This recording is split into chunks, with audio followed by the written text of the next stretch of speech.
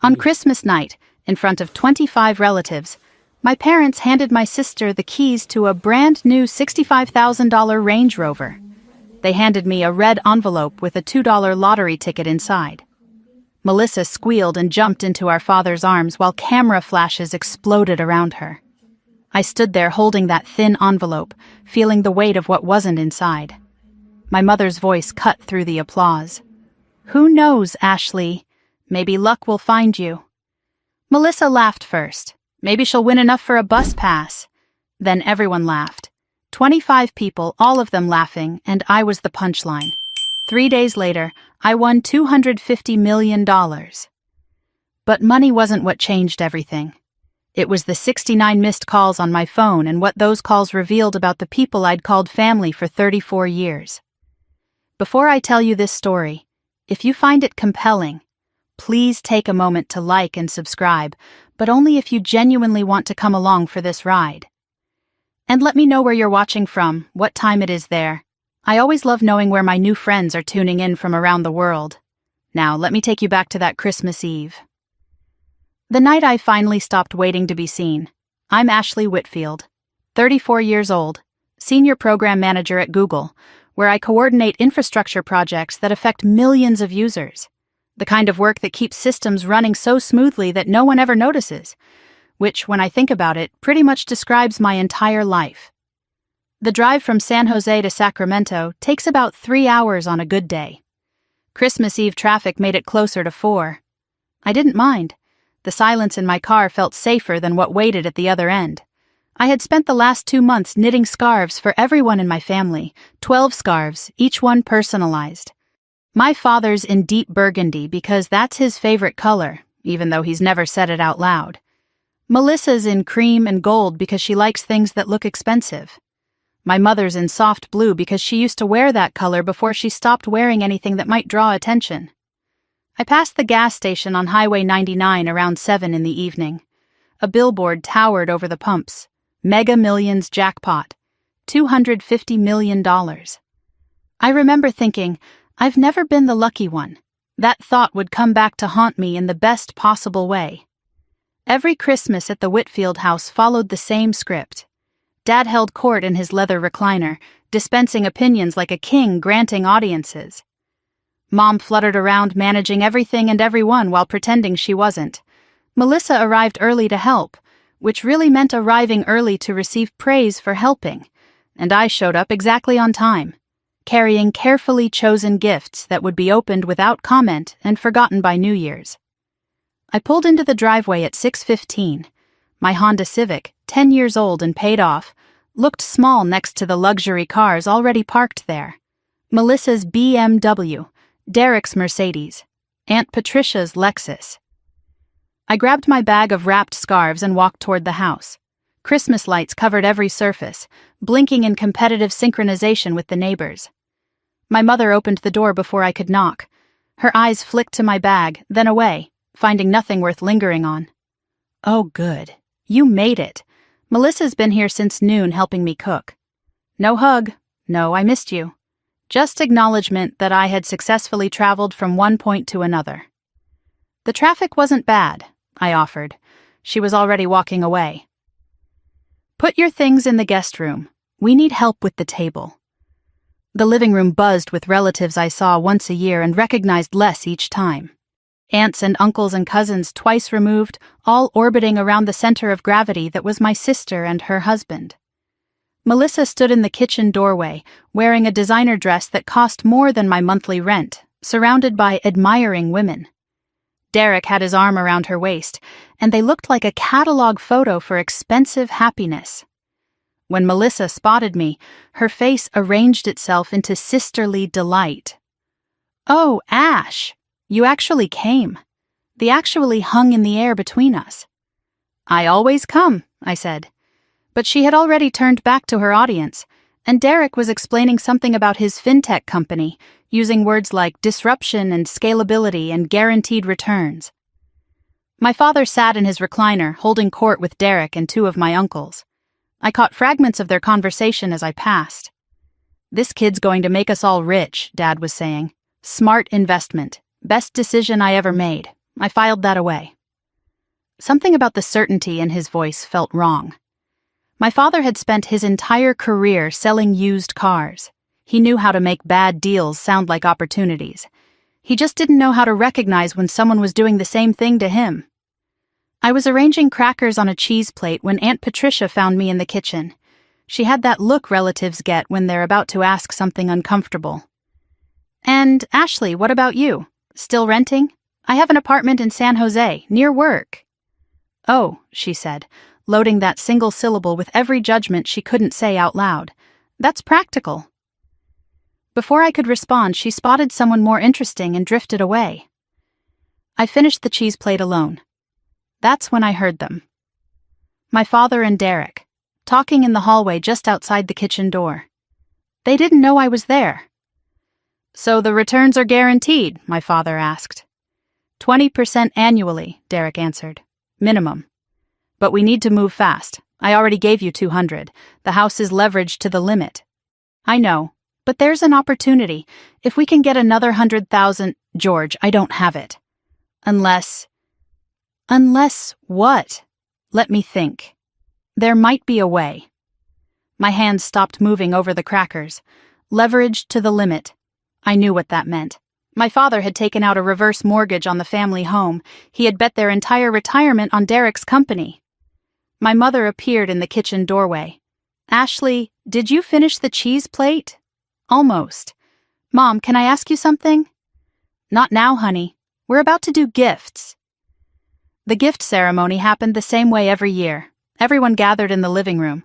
Dad stood by the Christmas tree and made a speech about family and gratitude. Then presents were distributed according to some hierarchy I had never been able to decode. But this year felt different. The energy in the room had a sharp edge, an anticipation I couldn't name. "Before we eat," my father announced, tapping his wine glass, "Patricia and I want to take a moment to celebrate our family." He smiled the smile I'd seen him use on customers my whole life, the one that promised things he might not deliver. This year has been incredible. Derek's company is thriving. Melissa and Derek bought their dream home, and we wanted to show our appreciation for everything they've accomplished. I noticed he said they, not we. I noticed he didn't mention me at all. "Melissa, sweetheart, come here." My sister glided forward, already tearful, already performing the surprise she clearly knew was coming. My mother handed her a small velvet box. Inside were car keys. In the driveway, my father said, his voice swelling with pride, "There's a brand new Range Rover, $65,000, for our golden girl." The room erupted. Applause, gasps, cameras appeared from purses and pockets. Melissa threw herself into our parents' arms, sobbing beautifully. Derek beamed like a man who had just closed a deal, which I realized he probably had. 25 people celebrated while I stood at the edge, holding a cheese plate no one had touched. Then my father's voice shifted. "And for Ashley." The room went quiet. Not excited quiet. Awkward quiet. My mother held out a red envelope.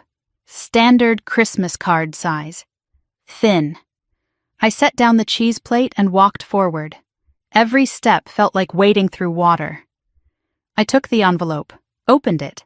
A single lottery ticket fell into my palm. Mega Millions. $2.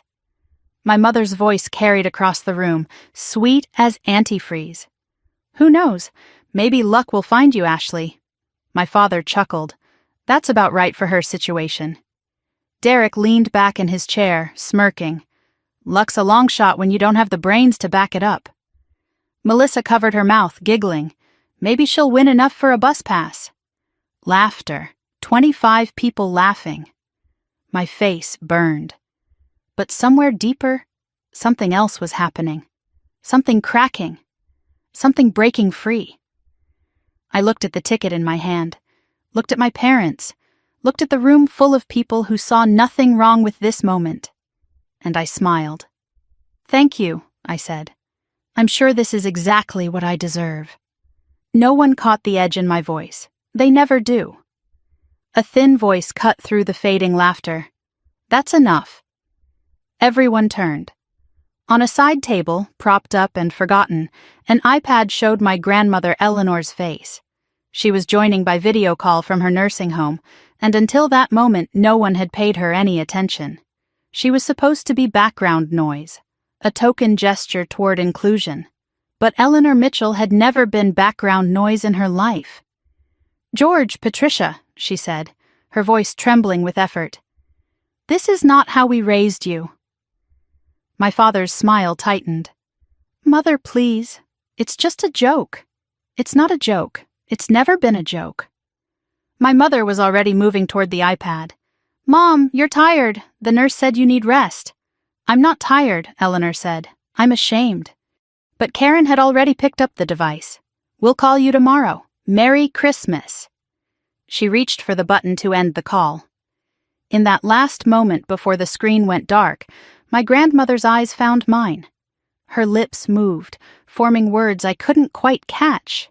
It looked like the box. Remember the box? Then she was gone, and the room exhaled, and everyone moved toward the dining room like nothing had happened. But something had happened. I just didn't understand what yet. Dinner passed in a blur of small talk and forced cheer. I ate without tasting. Watched my family toast Derek's brilliant business mind. Watched Melissa post Instagram stories from her new car.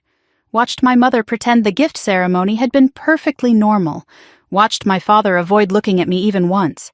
By 9 o'clock I couldn't take any more. I hugged my mother at the door because that's what daughters do. Karen held me briefly, her arms stiff. "Drive safe. Text when you're home." My father didn't get up from his chair. "Merry Christmas, Ashley." "Merry Christmas, Dad." I walked to my car, the old Honda, 10 years old, paid off. I looked back at the house, blazing with Christmas lights, at Melissa's new Range Rover gleaming in the driveway, at everything I had never been given and everything I had stopped expecting. Then I got in my car and drove away. I stopped for gas at the same station on Highway 99. 11:43 at night, Christmas turning into the day after Christmas, and I was standing under fluorescent lights holding a $2 lottery ticket. Maybe luck will find you. My mother's voice echoed in my head. I pulled out my phone, opened the lottery app, scanned the ticket. The screen loaded. My breath stopped. The numbers appeared, one by one, all 6 of them, matching.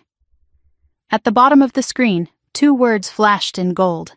Jackpot winner, $250 million. I read it again, and again. My hands began to shake. And somewhere in Sacramento, my phone was about to start ringing. I stood in that gas station parking lot for 17 minutes. I know because I watched the clock on my phone tick forward while the rest of my body refused to move. The fluorescent lights buzzed overhead. A truck pulled in, filled up, pulled away. The driver glanced at me sitting on the cold concrete beside my car and looked away. Just another woman having a bad night. He had no idea he was looking at someone holding a $250 million lottery ticket. 7, 14, 21, 35, 42, Megaball 9. I read the numbers out loud, whispering them to no one. Checked the ticket, checked the screen, checked the ticket again. All 6 numbers matched. Jackpot, $250 million. My hands trembled so violently I dropped the phone. The screen cracked against the pavement, but when I picked it up, the numbers were still there. Still matching. Still impossible. I tried to breathe and couldn't. Tried to stand and couldn't. Tried to think and found only static. The first coherent thought that broke through wasn't "I'm rich" or "I won." The first thought was, they gave me this ticket to humiliate me. The second thought was, and it's worth $250 million. Something between a laugh and a sob escaped my throat. I sat there until my legs stopped shaking. Then I got in my car and drove home. The drive back to San Jose should have taken 3 hours. I don't remember most of it. My hands gripped the steering wheel at 10 and 2, knuckles white, while my mind raced through implications I couldn't fully grasp. $250 million. Before taxes, that's what the jackpot said. After federal and state taxes, maybe $160 million. $160 million. I'm a program manager. I work with numbers every day. I build spreadsheets and calculate timelines and manage budgets in the millions. But these numbers didn't compute.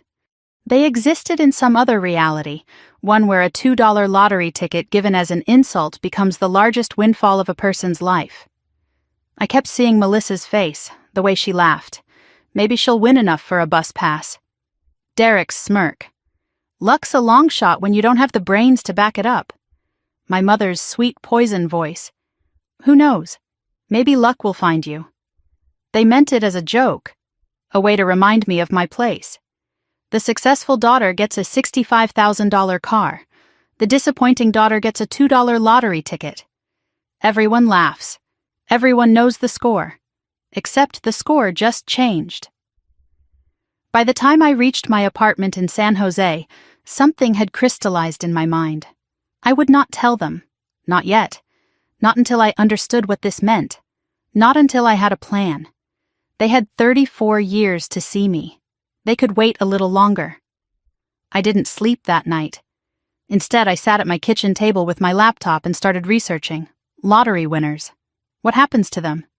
The statistics were terrifying. 70% of lottery winners go broke within 5 years. Not 7%, 70%.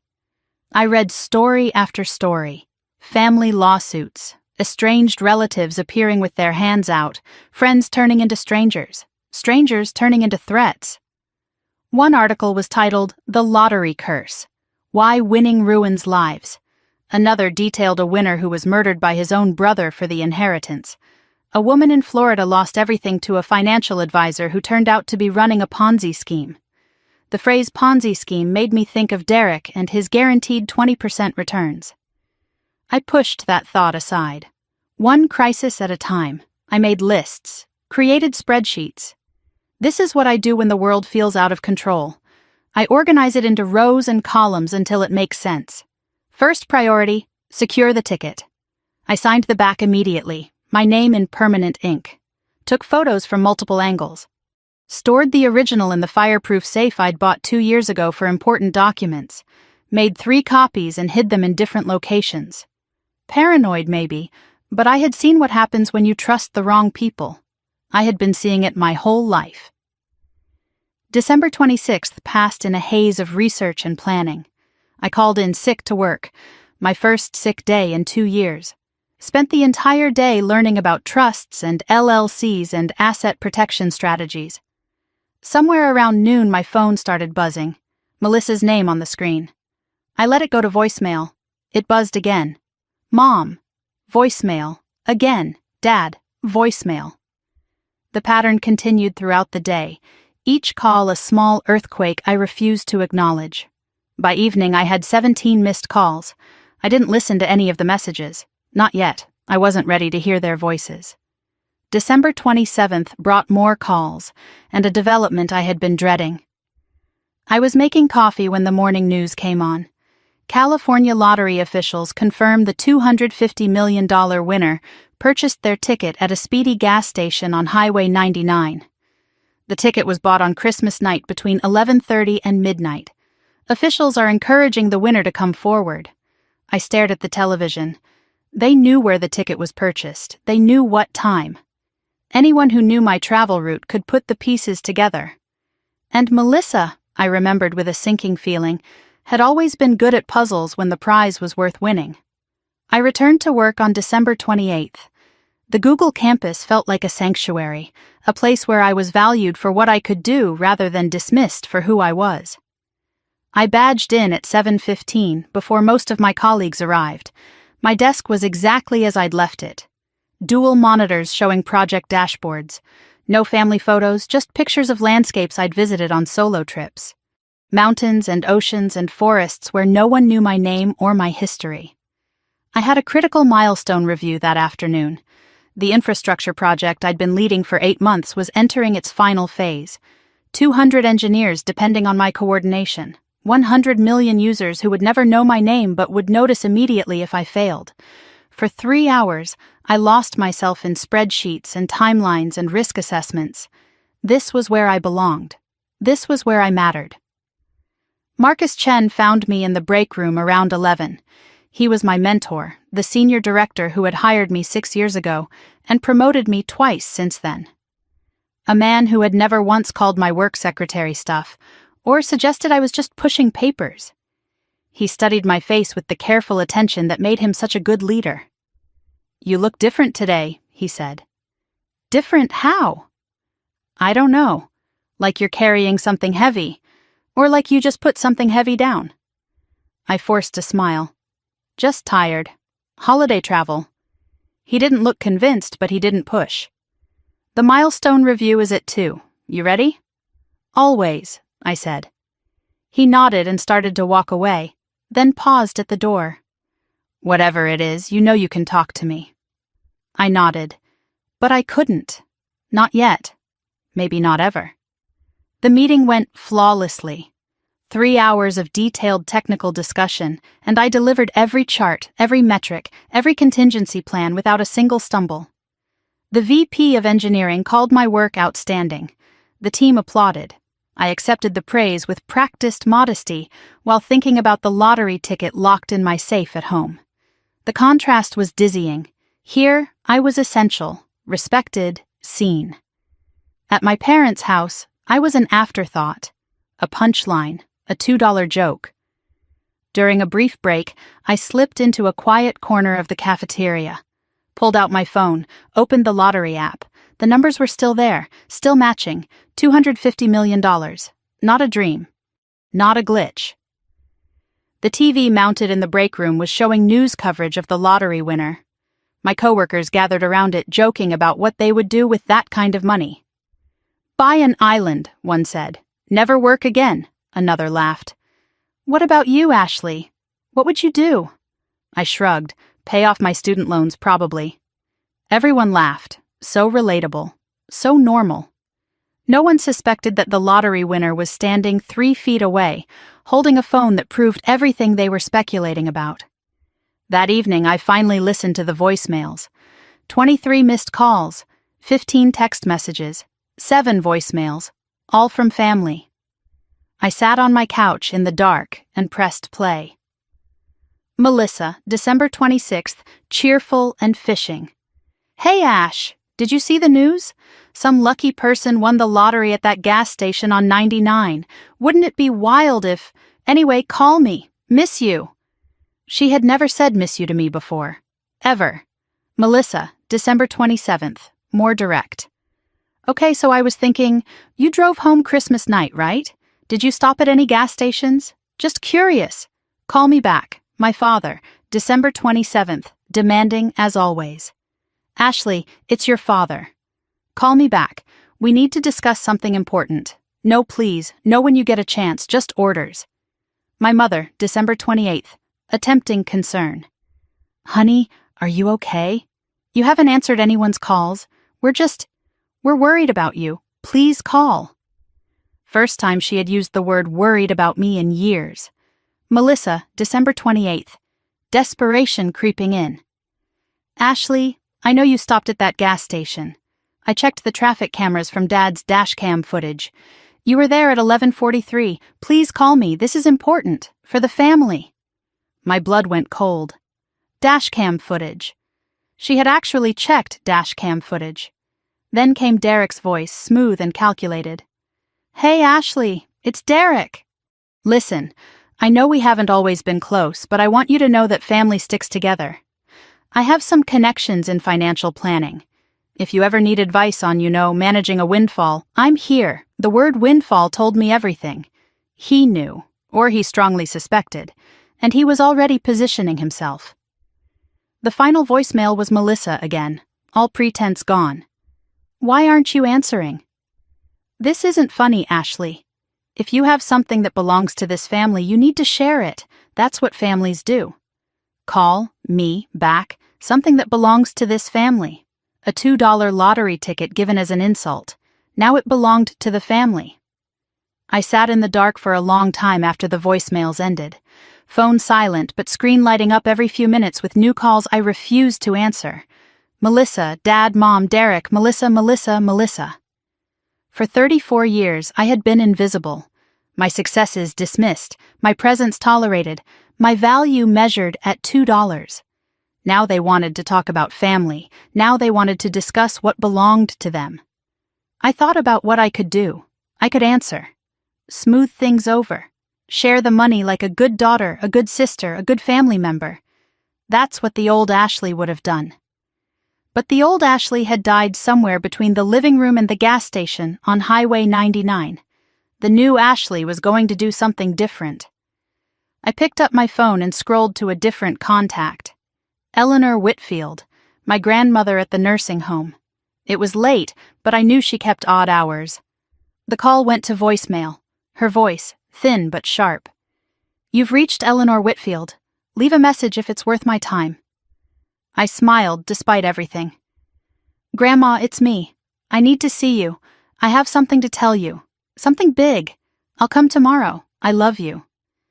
The next morning, I drove to the California Lottery headquarters. My lawyer met me in the parking lot. I had hired her the day before, a woman named Rebecca Chen who specialized in asset protection and had no connection to anyone in my family. "This is unusual," she said as we walked toward the entrance. "Most winners wait weeks before claiming. I don't have weeks. My family already suspects. Better to control the narrative than let them create their own." The claim process took 3 hours. Verification, paperwork, tax discussions, identity confirmation. At the end, an official looked at me with something like sympathy. "Would you like to remain anonymous? California allows winners to request privacy." I considered it. In some states, anonymity isn't an option. Here, I could hide. I could take the money and disappear and never face my family's reaction. But I thought about Melissa checking dashcam footage, about Derek positioning himself as a financial advisor, about my parents who had already decided the money belonged to them. They would find out eventually. They would come for me eventually. Better to face it head on. "No," I said, "make it public." The official looked surprised. "Are you sure?" "Most people—" "I'm sure. I want everyone to know exactly who won." By noon, the California Lottery had issued a press release. Ashley Whitfield, 34, San Jose resident, claims $250 million Mega Millions jackpot. They used my professional headshot from Google, the one where I look competent and serious and nothing like the invisible daughter my family had always seen. By 12:15, it was on every news site in California. By 12:30, national news had picked it up. I was driving to the nursing home to see Eleanor when my phone exploded. I pulled over and looked at the screen. 47 missed calls from Melissa, 15 from my father, 6 from my mother, and 1 text from Derek.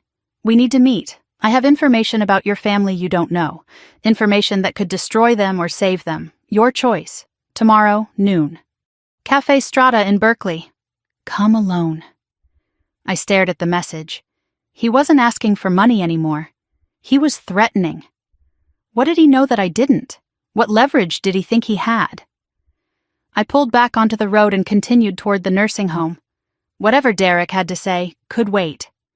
Right now, I needed to see the one person who had seen me before I was worth $250 million. The one person who had tried to speak up at Christmas when no one else would.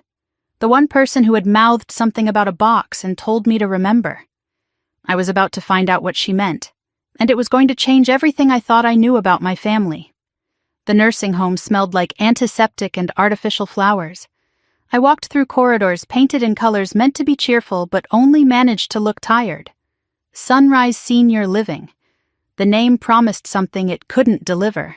Residents sat in wheelchairs along the hallways, parked like forgotten luggage. Staff members rushed past without making eye contact. This was where my family had put Eleanor. This was where they expected her to spend her final years. I found room 114 at the end of a long hallway.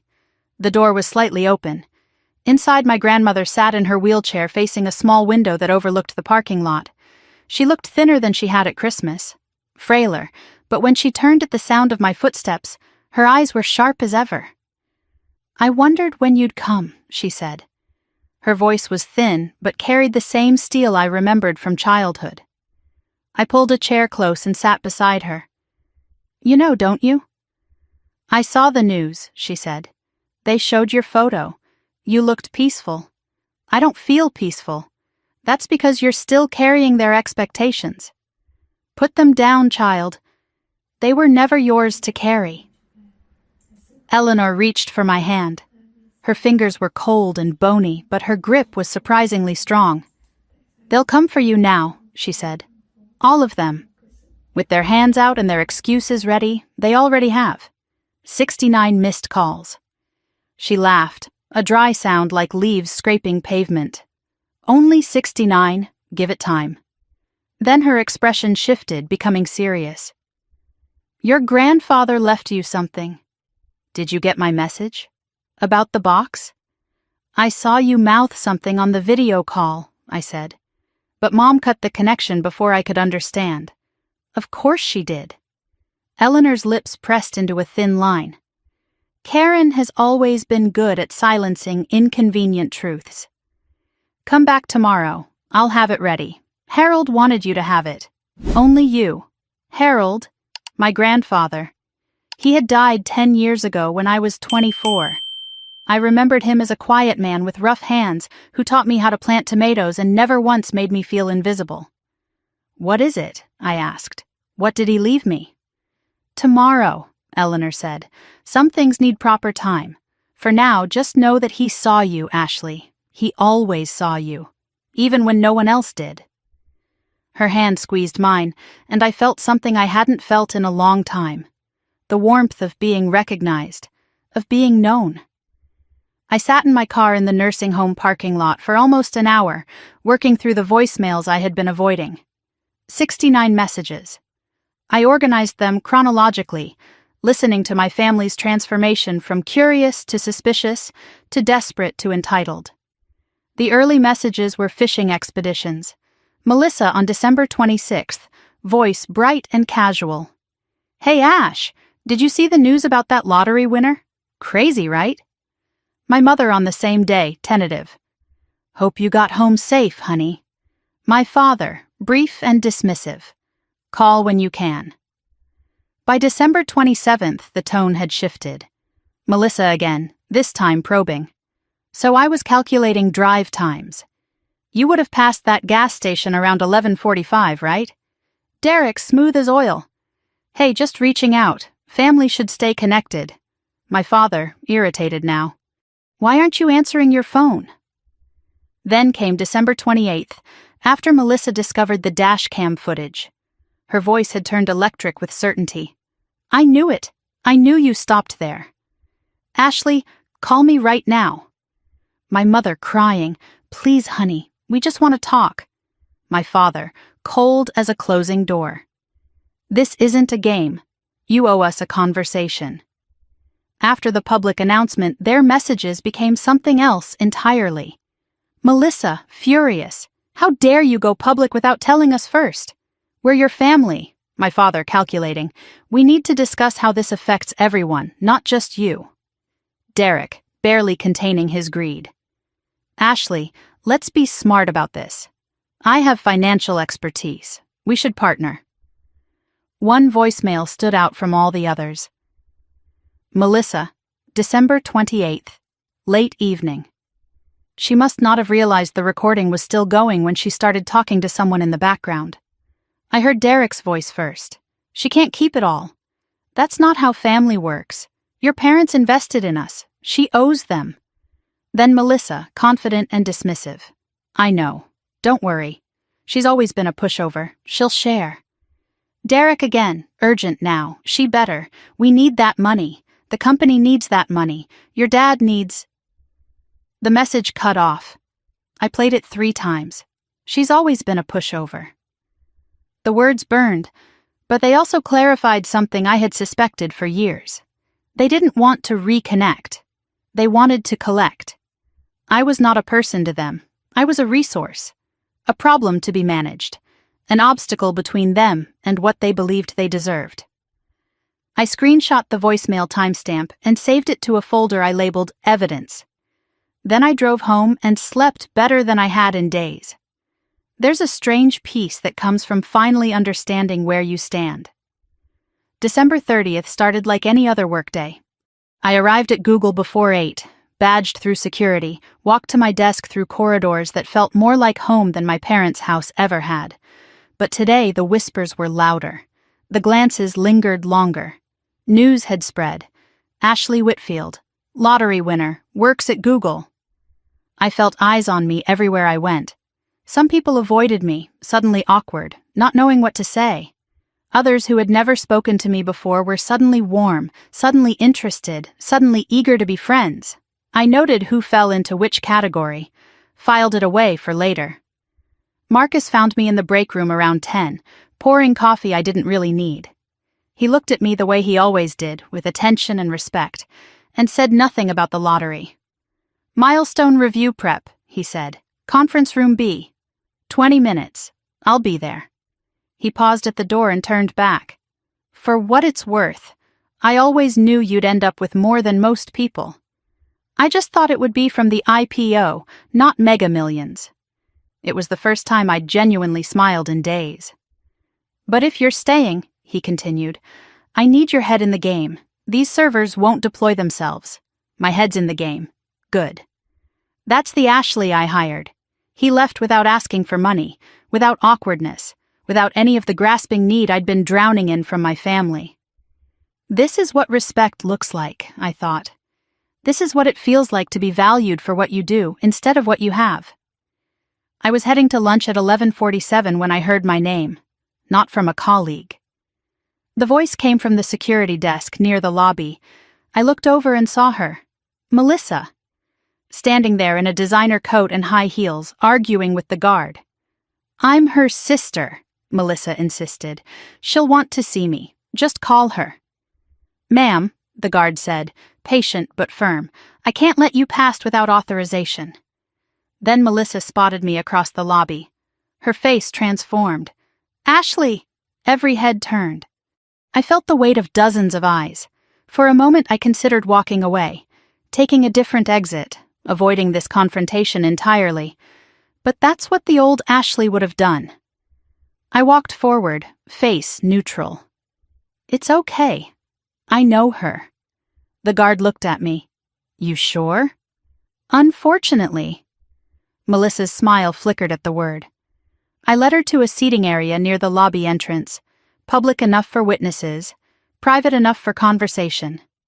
Melissa sat down, crossed her legs, and arranged her face into an expression of wounded sisterhood.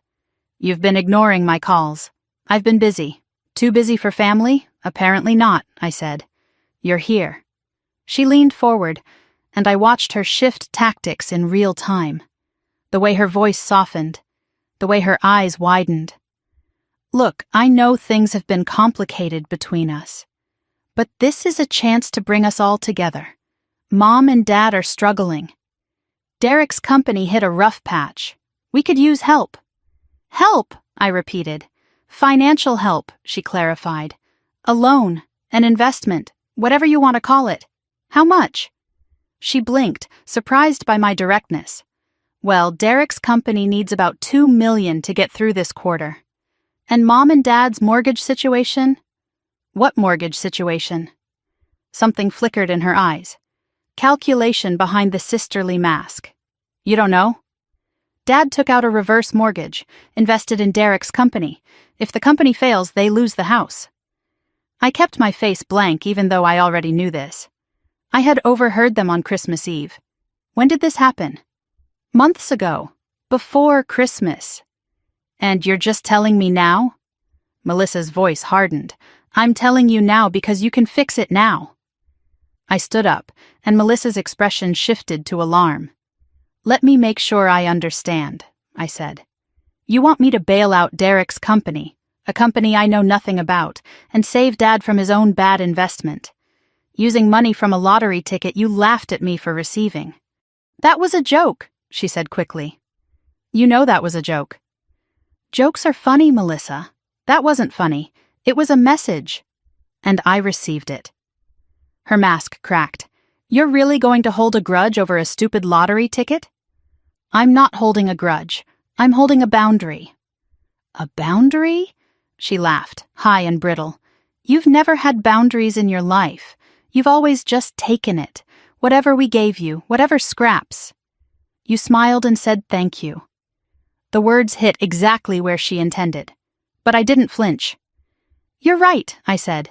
I did. For 34 years. I'm done. Her voice dropped. Ashley, I'm pregnant. The words hung between us. 12 weeks. I just found out. Derek doesn't even know yet.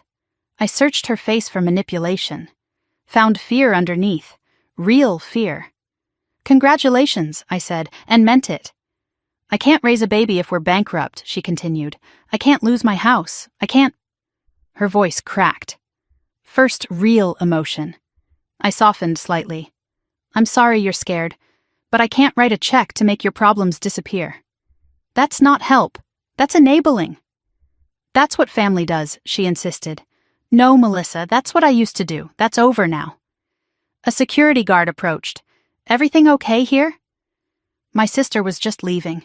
Melissa stood, grabbing her purse. You're going to regret this. You can't just abandon us. I'm not abandoning anyone. I'm just not rescuing everyone either. She walked toward the exit, then turned back for one final shot. Dad's coming to see you. Tonight. He's already on his way. Then I'll be ready. You think you're strong now? You think money makes you powerful? It doesn't. It just makes you a target. She pushed through the glass doors and disappeared. I returned to my desk, sat down, and opened my project dashboard. Milestone review in 45 minutes. I had a job to do. The meeting went perfectly. 3 hours of technical discussion, problem-solving, strategic planning. I was in my element, and everyone knew it. The VP of Infrastructure praised my contingency planning. Engineers deferred to my expertise. No one in that room had ever called my work glorified secretary. No one had ever handed me a $2 lottery ticket as a joke. By 6:30, the building was emptying out. I walked to my car in the parking garage, checking my phone. One new text from an unknown number. I'm outside your apartment. We need to talk. Dad. I sat in my car for 5 minutes, breathing, centering myself. Then I drove home to face him. George Whitfield stood outside my apartment building looking smaller than I remembered. Older, grayer. His shoulders hunched against the evening chill. This was not the commanding patriarch from Christmas. This was a man who had run out of options. Dad, I said as I approached. Ashley. He didn't move to hug me, neither did I. How'd you get my address? Your mother had it. Emergency contact forms. I unlocked the building door and gestured him inside. He looked around my apartment with an expression I couldn't read. Small, clean, tasteful. Not the home of someone struggling. Nice place, he said finally. Thank you. I've never been here before. No, you haven't. He sat on my couch without being invited. I'm not going to waste your time. You know why I'm here. Tell me anyway. I made some investments. They didn't pan out. I used the house as collateral. If I don't come up with money soon, your mother and I lose everything. How much? $200,000 would clear the immediate debt. Another $100 for buffer, $300,000. You have $250 million. I have $160 million after taxes. And it's mine, not the family's. His jaw tightened. I raised you, fed you, clothed you, put a roof over your head. You did, and I'm grateful. But gratitude isn't a credit line. What happened to you, Ashley? You used to be so agreeable. I grew up. Agreeable is just another word for invisible. He had no response to that. I let the silence stretch before I spoke again. Dad, can I ask you something? He nodded, wary. When you invested in Derek's company, did you do any due diligence? Silence. Did you look at his financials, his business model, his track record? Derek's family. Family trusts family. Derek promised you 20% returns. Guaranteed. Did that sound realistic to you? His face shifted. Defensive. How do you know about that? I overheard you. Christmas Eve, in the hallway. That was a private conversation. In a house full of people. Nothing's private when you don't bother to close the door. What are you getting at? I leaned forward. I'm getting at the fact that you bet your retirement on a company you didn't research, run by a man you don't really know because he promised you easy money, and now you want me to fix it. What do you actually know about Derek's company, Dad? I know enough. Do you know he's under investigation? My father's face went white. What investigation? I walked to my desk and pulled out a folder. I had a lawyer look into Derek's business after Christmas. What I found... You need to see this. I opened the folder. Inside were SEC complaints, employee lawsuits, a pattern of fraud stretching back nearly 2 years. Dad, Derek isn't just failing, he's a con man, and you're not his only victim. You might be his accomplice. George stared at the papers. His hands were shaking. I didn't... The question now is, what are you going to do about it? Because this is going to come out. And when it does, it won't just take your house. It could take your freedom. My father looked up at me. For the first time, he wasn't seeing the invisible girl he'd dismissed for 34 years. He was seeing someone with power. And he was terrified. The papers spread across my coffee table like evidence at a crime scene. SEC complaints dating back 18 months. Former employee testimonials alleging fake revenue reports. A pattern of investor payments made from new investor funds. Classic Ponzi structure. My father sat on my couch, reading through the documents with trembling hands, and I watched 30 years of arrogance crumble in real time. This has to be a mistake, he said. Derek showed me projections, growth charts. Projections aren't profits, Dad. Did you ever see actual audited financials? Silence told me everything. He's Melissa's husband. He wouldn't what? Lie? Steal? He's been doing both for at least 2 years. George slumped back against the cushions. In that moment, he looked every one of his 63 years. All the bluster, all the certainty, all the condescension he had carried through my childhood. Gone. Replaced by something I had never seen in my father before. Fear. How much trouble am I in? He asked. That depends. How involved were you? I just gave him money. I didn't do anything illegal. Did you recruit other investors? His face answered before his mouth could form the words. A few. Friends from the club. Guys from the car dealership days. How many? How much? Maybe 8 people, around 600,000 total. I closed my eyes. This was worse than I thought. I made coffee. Not because either of us wanted it, but because I needed time to think. When I returned to the living room, my father was still sitting in the same position, staring at the documents like they might rearrange themselves into something less devastating. Tell me everything, I said, from the beginning. He didn't look up. Just started talking, his voice flat and distant.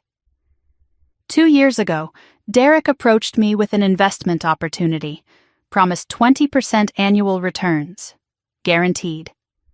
I had just sold the car dealership, had cash sitting in accounts earning almost nothing. First investment was $50,000. Returns came right on time, impressive returns. So I put in more, 100,000, more returns. It felt like I had finally done something right. Finally made a smart decision. I listened without interrupting. This was a side of my father I had never seen. Vulnerable, exposed. The patriarch stripped of his armor. Derek said he needed expansion capital, George continued. Asked if I knew anyone who might want to invest. I brought in friends. Guys I've known for 30 years. They trusted me. I thought I was helping them. He paused, swallowed hard. 6 months ago, the returns started getting delayed. Derek had excuses. Market volatility, restructuring, temporary cash flow issues. 3 months ago, returns stopped entirely. I confronted him at Thanksgiving. He said just one more influx of capital and everything would stabilize. The reverse mortgage, I said. His face crumbled. I didn't tell your mother the full truth. I said we were refinancing for better rates.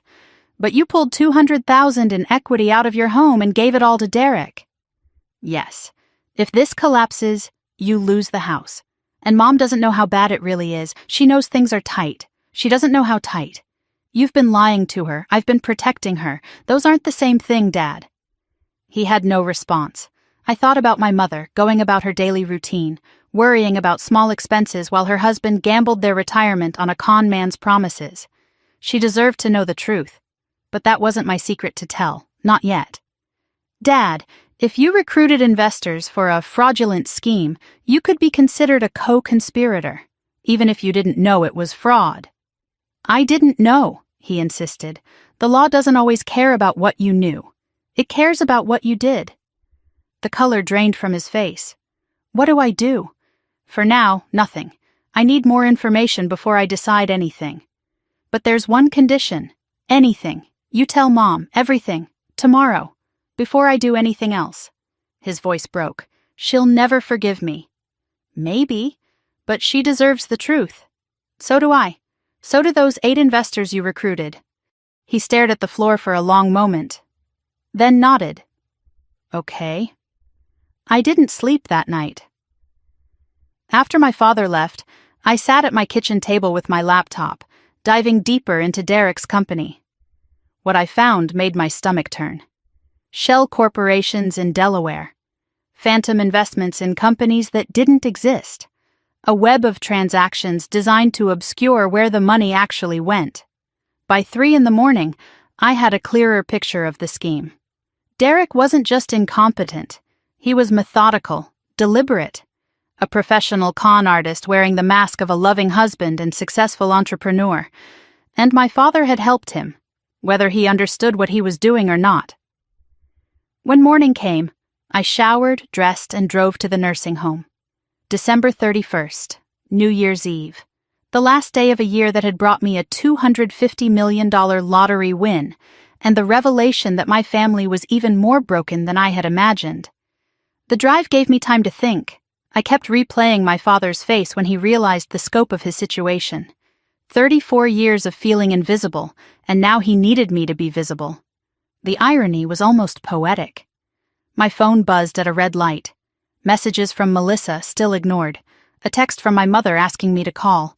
And underneath those, an email notification. From the nursing home. Subject line, "Account status, urgent." I pulled into the Sunrise Senior Living parking lot and went straight to the front desk. "I'd like to review my grandmother's account," I said. "Eleanor Whitfield, room 114. The receptionist typed something into her computer and frowned. "Are you on the authorized list?" "I should be. Ashley Whitfield. Granddaughter. More typing. Actually, you're listed as emergency contact but not for financial access." "Who is listed?" "George Whitfield, primary responsible party." I took a breath. "Can you tell me if the account is current?" She shifted uncomfortably. "I really shouldn't. Please." "I'm concerned about my grandmother's care." Her voice dropped. "The account is significantly past due. 6 months. We've been sending notices 6 months, the same timeline as when Derek's returns stopped coming. My father had been paying Eleanor's bills, until he couldn't. How much is owed? $47,000. We've been patient because Mrs. Whitfield has been a resident for so long, but we may need to discuss alternative arrangements soon." Alternative arrangements. They were going to kick her out. I pulled out my checkbook. "I'll pay the full balance today. And I want to be added as authorized for all financial matters." The receptionist's eyes widened. "I'll get the paperwork." Eleanor was dressed when I entered her room, sitting in her chair by the window wearing her nicest blouse, with a wooden box on her lap. She had been waiting for me. "Close the door, sweetheart," she said. I did. The click felt significant.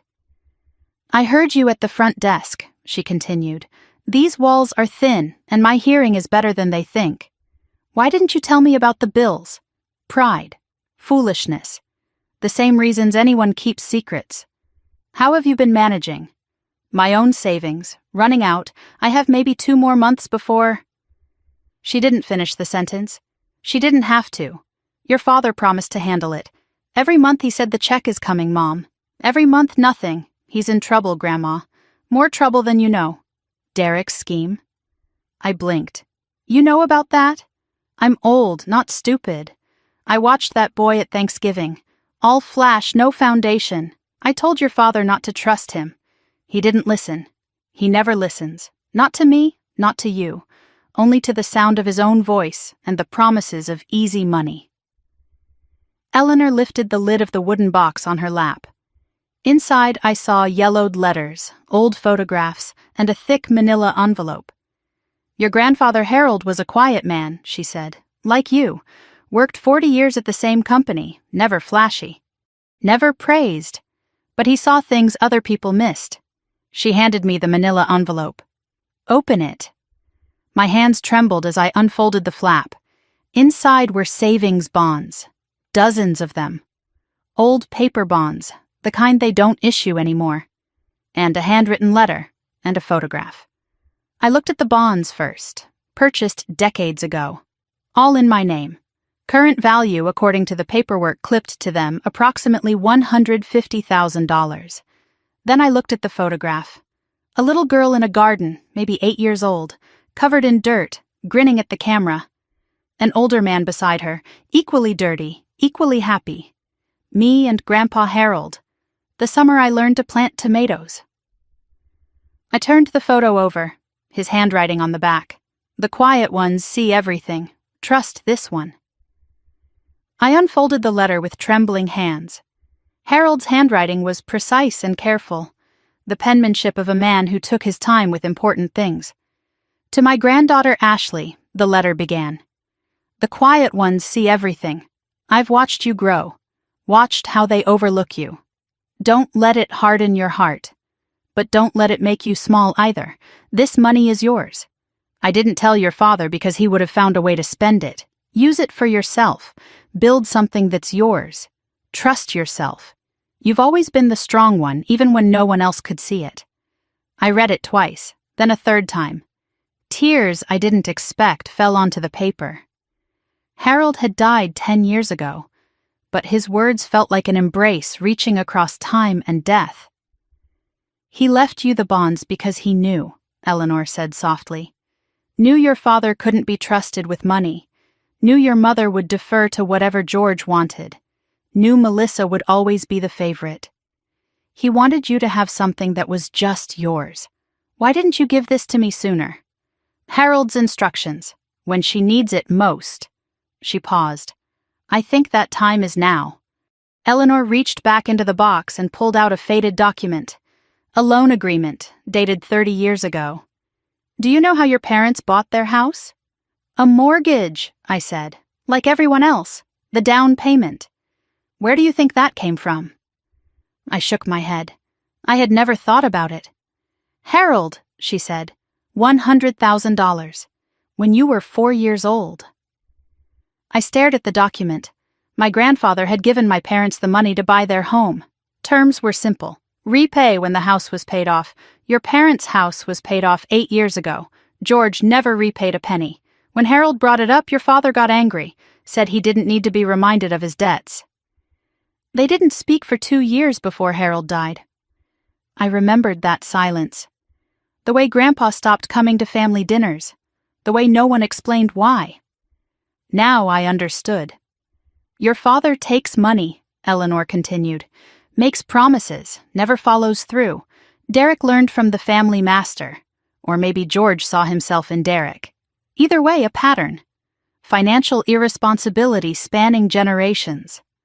I'm telling you this because you need to understand something, Eleanor said. What? Your father will ask you to save him. He'll make it about family, about duty, about what you owe. I know. You don't owe him anything. Harold didn't leave you this money so you could give it to George. He left it so you could be free of George. What about you, Grandma? Your bills.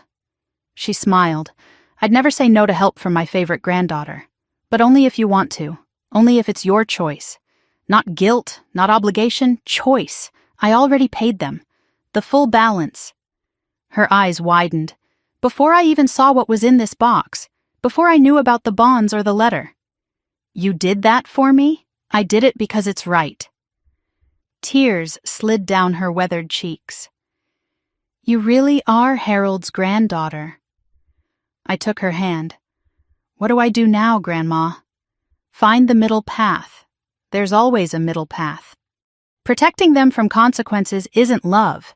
It's enabling. But destroying them isn't justice either. Then what is? That's for you to decide. Just don't let their failures become your prison. I was in the nursing home parking lot when my phone rang.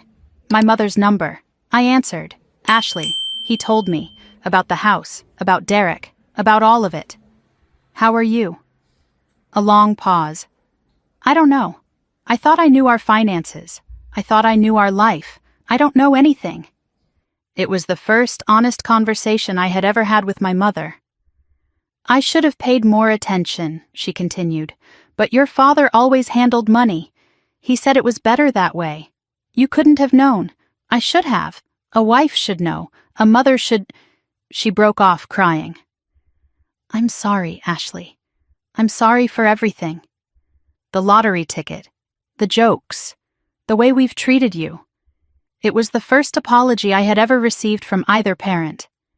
I let it sit there between us, neither accepting nor rejecting.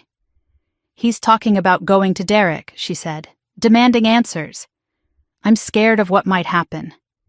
Derek's not going to give answers, I said. He's going to run. What do? We get ahead of him. I have a lawyer. Let me handle this. Ashley, she said quietly, I don't deserve your help. Maybe not. But Grandma does. And right now, helping her means dealing with this. That night I sat alone in my apartment watching San Jose's fireworks through my window. New Year's Eve. The last hours of the year that had changed everything. On my coffee table sat the crystal future I was trying to construct. Legal pad with notes from the day. Eleanor's bills paid. Derek's company researched. George's exposure assessed. Harold's letter read so many times I had memorized it. What to do? The question circled endlessly. Pay off Derek. Let him disappear. Protect my father from prosecution. Or turn everything over to the FBI. Let justice unfold. Let my father face the consequences of his choices. Or do nothing. Let the scheme collapse on its own. Let the chips fall wherever they landed. My phone buzzed. 11:47. A text from Derek. We need to meet. I have information about your family you don't know. Information that could destroy them or save them. Your choice. Tomorrow. Noon. Cafe Strada in Berkeley. Come alone. I stared at the message. He was no longer asking. He was threatening. What did he know that I didn't? What leverage did he think he had? Outside, fireworks exploded across the city, gold and silver spelling out the new year. Inside, I typed a response. I'll be there. Sent it. Set the phone down. Picked up Harold's letter and read the last line again. You've always been the strong one, even when no one else could see it. Time to prove it, I whispered to the empty room. The clock struck midnight. A new year began. And somewhere out there, Derek was preparing his next move. He didn't know I was preparing mine. I woke on New Year's Day with a plan already forming. The clock read 5 a.m, but sleep had been impossible. My mind had been racing all night, turning over possibilities, calculating risks, preparing for the confrontation ahead. Derek wanted to meet. Derek thought he had leverage. Derek was about to learn that I was not the pushover my family believed me to be. I made coffee, showered, and called my lawyer before 8. Rebecca Chen answered on the 3rd ring, and I apologized for interrupting her holiday. This is what you pay me for, she said. Tell me everything. I explained Derek's text. The demand to meet alone, the implied threat about information that could destroy or save my family. Her response was immediate and practical. Record everything. California is a 2-party consent state, so you can't use it in court, but you can use it for leverage. And don't go alone. He said, come alone. He doesn't get to set all the terms. I'll be at a table nearby. He won't know I'm there. I agreed. Then I spent the next 2 hours reviewing everything I knew. Derek's company was fraudulent. George had invested $200,000 and recruited $600,000 more. Derek was desperate. The scheme was collapsing. And Derek believed he had something on my family that I didn't know about. The question was what? Cafe Strata sat on a quiet corner in Berkeley, the kind of place where graduate students nursed single cups of coffee for hours while writing dissertations. I arrived at 11:45, 15 minutes early. Rebecca was already there, seated in a corner with her laptop open, looking like any other remote worker killing time. Our eyes met briefly. She nodded almost imperceptibly. I chose a table by the window, visible, public. My phone was in my purse with the voice memo app running. A backup recorder sat in my jacket pocket, Rebecca's suggestion. Even if it's not admissible, she had said, it's evidence of intent. Derek arrived at 12:03, deliberately late.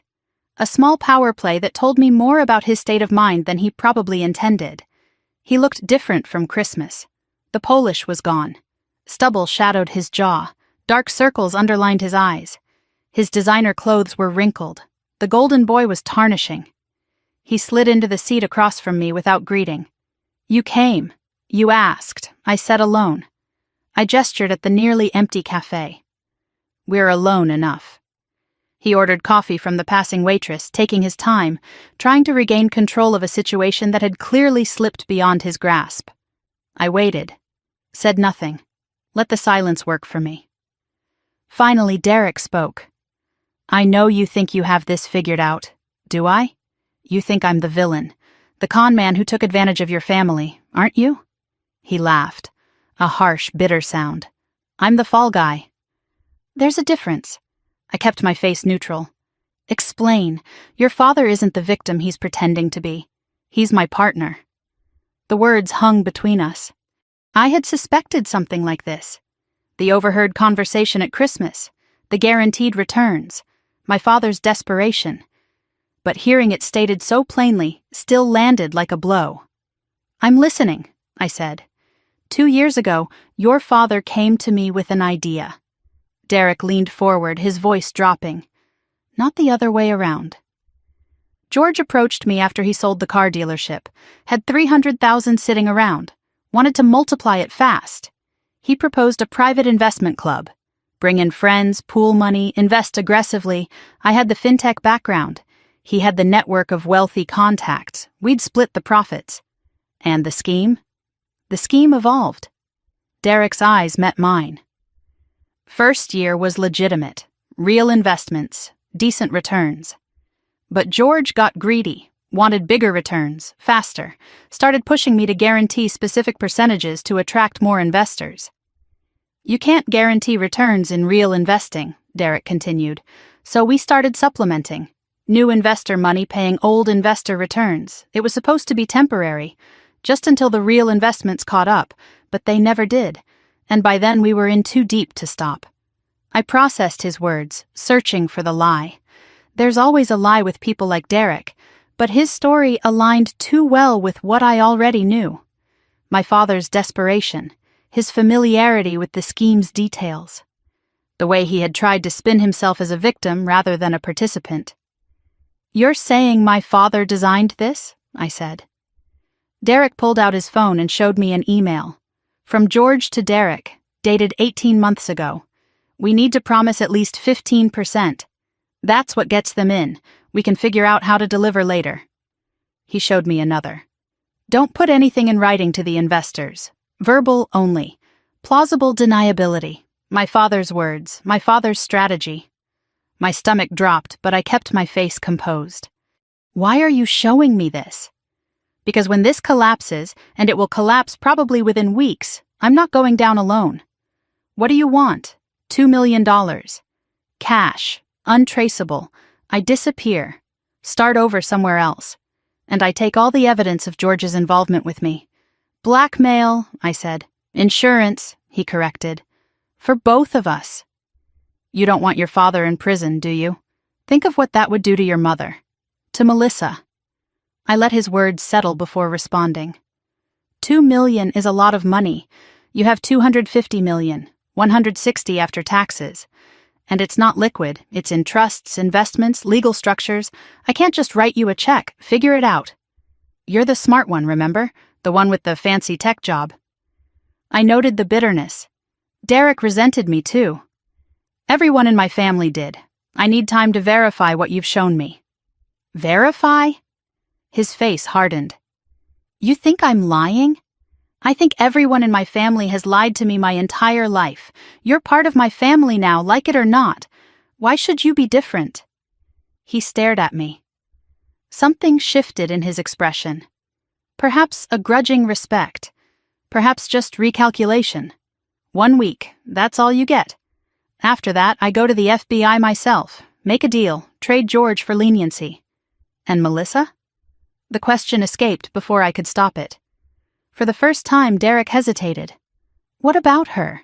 She's pregnant. Did you know? The color drained from his face. She what? 12 weeks, found out just before Christmas. Derek slumped back in his chair. She didn't tell me. Maybe she was waiting for the right moment. Maybe there is no right moment when your husband is a con artist. The pregnancy had changed something for him. I watched him recalculate, watched the gears turn behind his eyes. 1 week, he repeated, but softer now. And if I need more time? Then you call me. We talk, like adults. It was the first reasonable thing he had said. I need copies of everything you have, I told him, every email, every document, everything that shows what my father did or didn't do.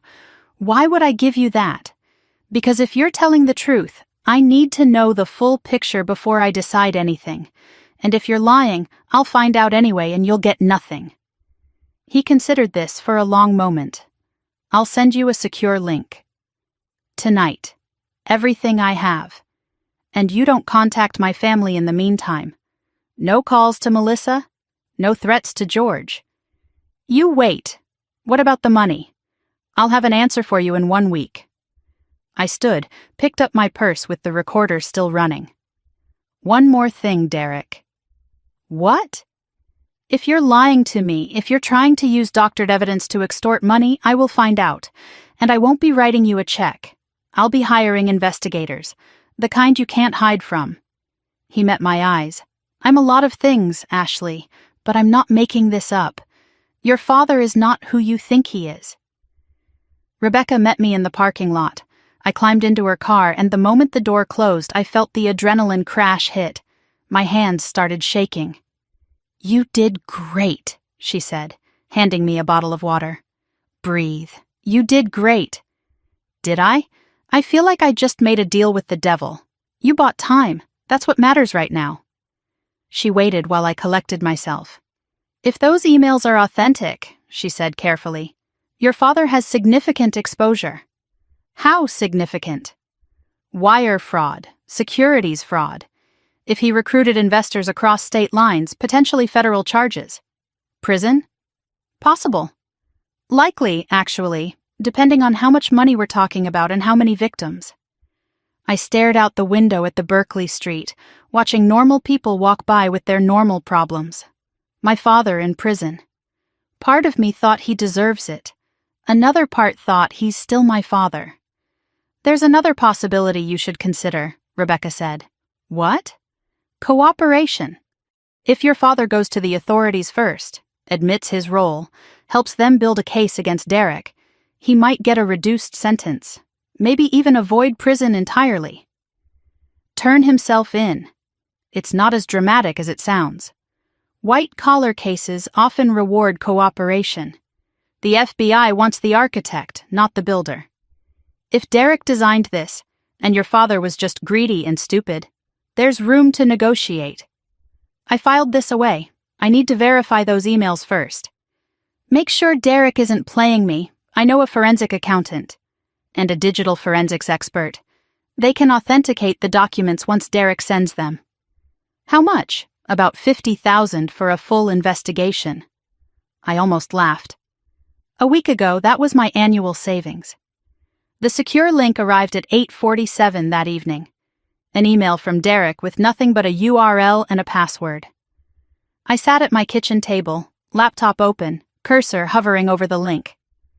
This is Pandora's box, I thought. Once I open it, I can't unsee what's inside. I clicked. The folder contained 147 emails between Derek and George spanning 22 months.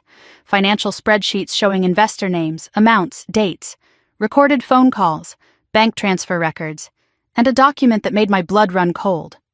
Whitfield Investment Partners Operating Agreement. Dated January 2 years ago. George Whitfield and Derek Lawson, equal partners. Purpose: to pool and invest capital from qualified investors. My father's signature at the bottom, unmistakable. I had seen it my whole life. This wasn't Derek pulling George into a scheme. They built it together. I read the emails for hours. George in March 2 years ago told the Henderson family we're fully invested in tech startups. They're in for $75,000. Nice work. Derek in April. Returns are behind.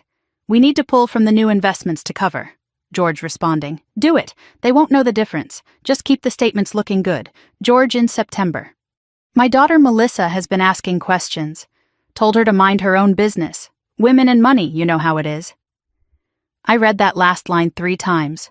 My jaw tightened with each repetition. Then I played the phone recordings. My father's voice, unmistakable. The key is confidence. People invest in confidence, not numbers. Act like you know what you're doing and they'll give you anything. Derek laughing. You should write a book. George chuckling back. Maybe I will. Call it The Art of the Friendly Deal. I stopped the recording, sat in silence for a long time. My father wasn't a victim. My father wasn't even just complicit. My father was a thief, a liar, a con man. Everything he had told me was a performance, designed to make me feel sorry for him, to manipulate me into saving him. Again. I thought about Christmas night, the $2 lottery ticket, the laughter. My father had handed me that ticket knowing what he had done, knowing he was drowning in fraud. And still he dismissed me. Still he made me feel small. What kind of person does that? The answer came clear and cold.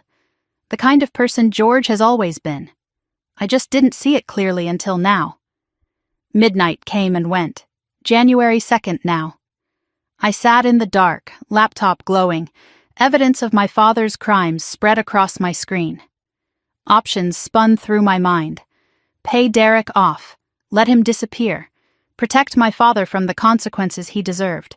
Or turn everything over to the FBI. Let justice take its course. Let my father face what he had done. Or confront George with the evidence. Force him to confess. Give him one chance to do the right thing. My phone buzzed. 1:17 in the morning. Melissa. I hesitated, then answered. Her voice came through raw from crying. He's gone. Derek's gone. What do you mean gone? I came home and his closet was empty. His passport's missing. Our joint account has $500,000 missing. He left a note. My blood ran cold. What did it say? Her voice broke. It said, I'm sorry. Ask your sister to explain. Ashley, what is going on? What does he mean, ask my sister? I closed my eyes. Derek hadn't waited a week. He had taken what he could and run. And now I had to tell Melissa everything. I grabbed my keys and ran to my car. Melissa was still on the phone, her voice breaking between sobs and questions I couldn't answer yet. I'm coming, I told her. Don't call anyone else. Don't call Mom and Dad. Wait for me. I don't understand, she kept saying. Why would he leave?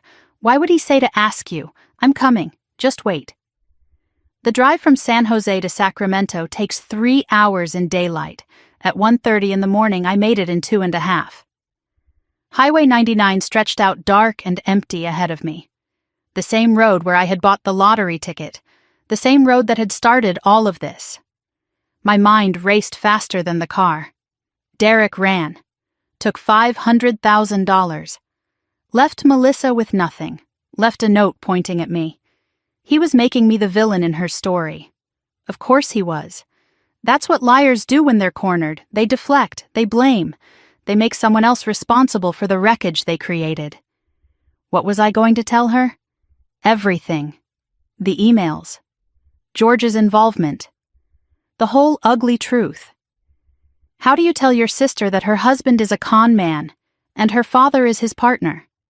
How do you tell a pregnant woman her entire life is built on fraud? I gripped the steering wheel tighter and kept driving. The truth. You tell her the truth. Even when it hurts. Especially when it hurts. Melissa and Derek's house sat in an upscale Sacramento suburb, the kind of neighborhood where lawns were manicured and cars were expensive, and everyone pretended their lives were perfect. I pulled into the driveway at 4:15 in the morning. The house was lit up like a beacon, every window blazing. Melissa hadn't slept, neither had I. I grabbed my laptop and walked to the front door. It opened before I could knock. Melissa stood there looking like something had broken inside her. Mascara streaked down her cheeks. Her hair was wild. She was still wearing the clothes from yesterday, wrinkled now, disheveled. This wasn't the polished, perfect sister from Christmas. This was someone whose world had collapsed while she slept. "You came," she said. "Of course I came." We stood there for a moment, two sisters who had spent 30 years as strangers, and something shifted between us. Not forgiveness, not yet, but recognition. I stepped inside and she closed the door behind me. The house showed evidence of Derek's hasty departure everywhere I looked. Closet doors hanging open, drawers pulled out, empty spaces on shelves where things used to be.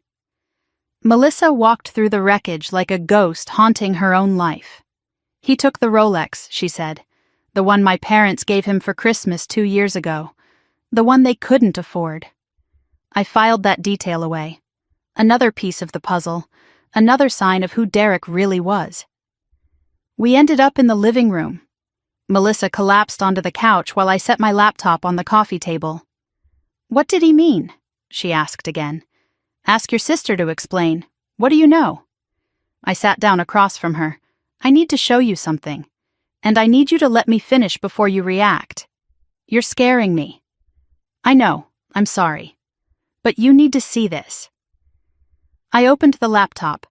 The folder of evidence filled the screen. 147 emails, phone recordings, the operating agreement, everything Derek had sent me, everything that proved who he really was, and who our father really was. "What is all this?" Melissa asked. "The truth about your husband."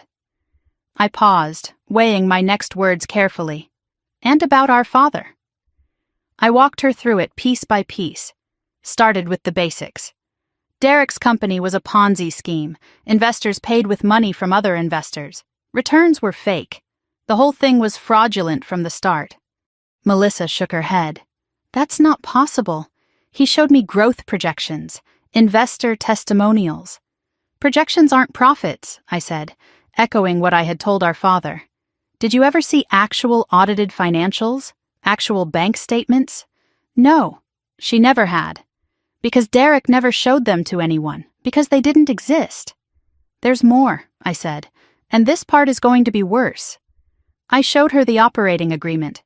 George Whitfield and Derek Lawson, equal partners. Dated 2 years ago. Her face went through stages I recognized. Confusion, denial. Then something darker as understanding dawned. "This is Dad's signature," she whispered. "I know. Dad knew? Dad was involved?" I pulled up the emails, read the key passages aloud. George suggesting guaranteed returns. George coaching Derek on how to recruit investors. George dismissing Melissa's questions because women and money, you know how it is. She looked at me with something like horror. "He said that? About me? I'm sorry." Melissa stood abruptly and started pacing the room. 2 years ago, she said, half to herself. Dad came to Sunday dinner with Derek. They were so excited, said they had a business opportunity. I thought it was sweet, father-son bonding. "They were planning this," I said. I introduced them. She turned to face me. "I introduced Dad to Derek at our engagement party." "This is my fault." "No, this is their fault. You were used, Melissa, just like everyone else they recruited." I showed her the investor spreadsheet, names she recognized immediately. The Hendersons, the Parkinsons. These are Dad's friends. These are people who came to our wedding. $600,000 from 8 families, plus Dad's $200,000. Where did it go? Derek's lifestyle, the company's fake infrastructure, and payments to Dad, 30% of everything. Melissa sat back down. Her legs seemed to give out beneath her. My whole life is a lie, she said. My marriage, my house, my parents' respect, all of it. She looked at me with sudden clarity. They gave you a $2 lottery ticket and gave me a $65,000 car. But the car was bought with stolen money, wasn't it? Probably. So even when they favored me, it was fake. It was someone else's money. The tears came then, not the pretty tears from Christmas when she received the SUV keys. Ugly crying, raw, real, the kind of crying that strips away every mask you've ever worn. I watched her fall apart and felt something I hadn't expected. Compassion. This was the sister who had laughed at me, the golden child who got everything while I got nothing. But she was also a victim. She had just lost everything too. Different from my losses, but losses nonetheless. I moved to sit beside her on the couch, put an arm around her shoulders. She stiffened at first, then collapsed against me, sobbing. "I'm sorry," she gasped between breaths. "For what? For everything. For the lottery ticket. For laughing. For 34 years of being terrible to you." I let her cry. Something loosened in my chest. Not forgiveness, not yet. But something. When the tears finally slowed, Melissa's hand went to her stomach. "I'm going to be a mother," she said, "and the father of my child is a criminal. The father of your child is gone. The baby is still yours. How do I raise a child alone? I don't know how to do anything alone. You learn, like everyone else learns. I'm not like you, Ashley. I've never been strong like you. I wasn't strong. I was invisible. There's a difference." Somewhere in the long hours between night and dawn, a memory surfaced.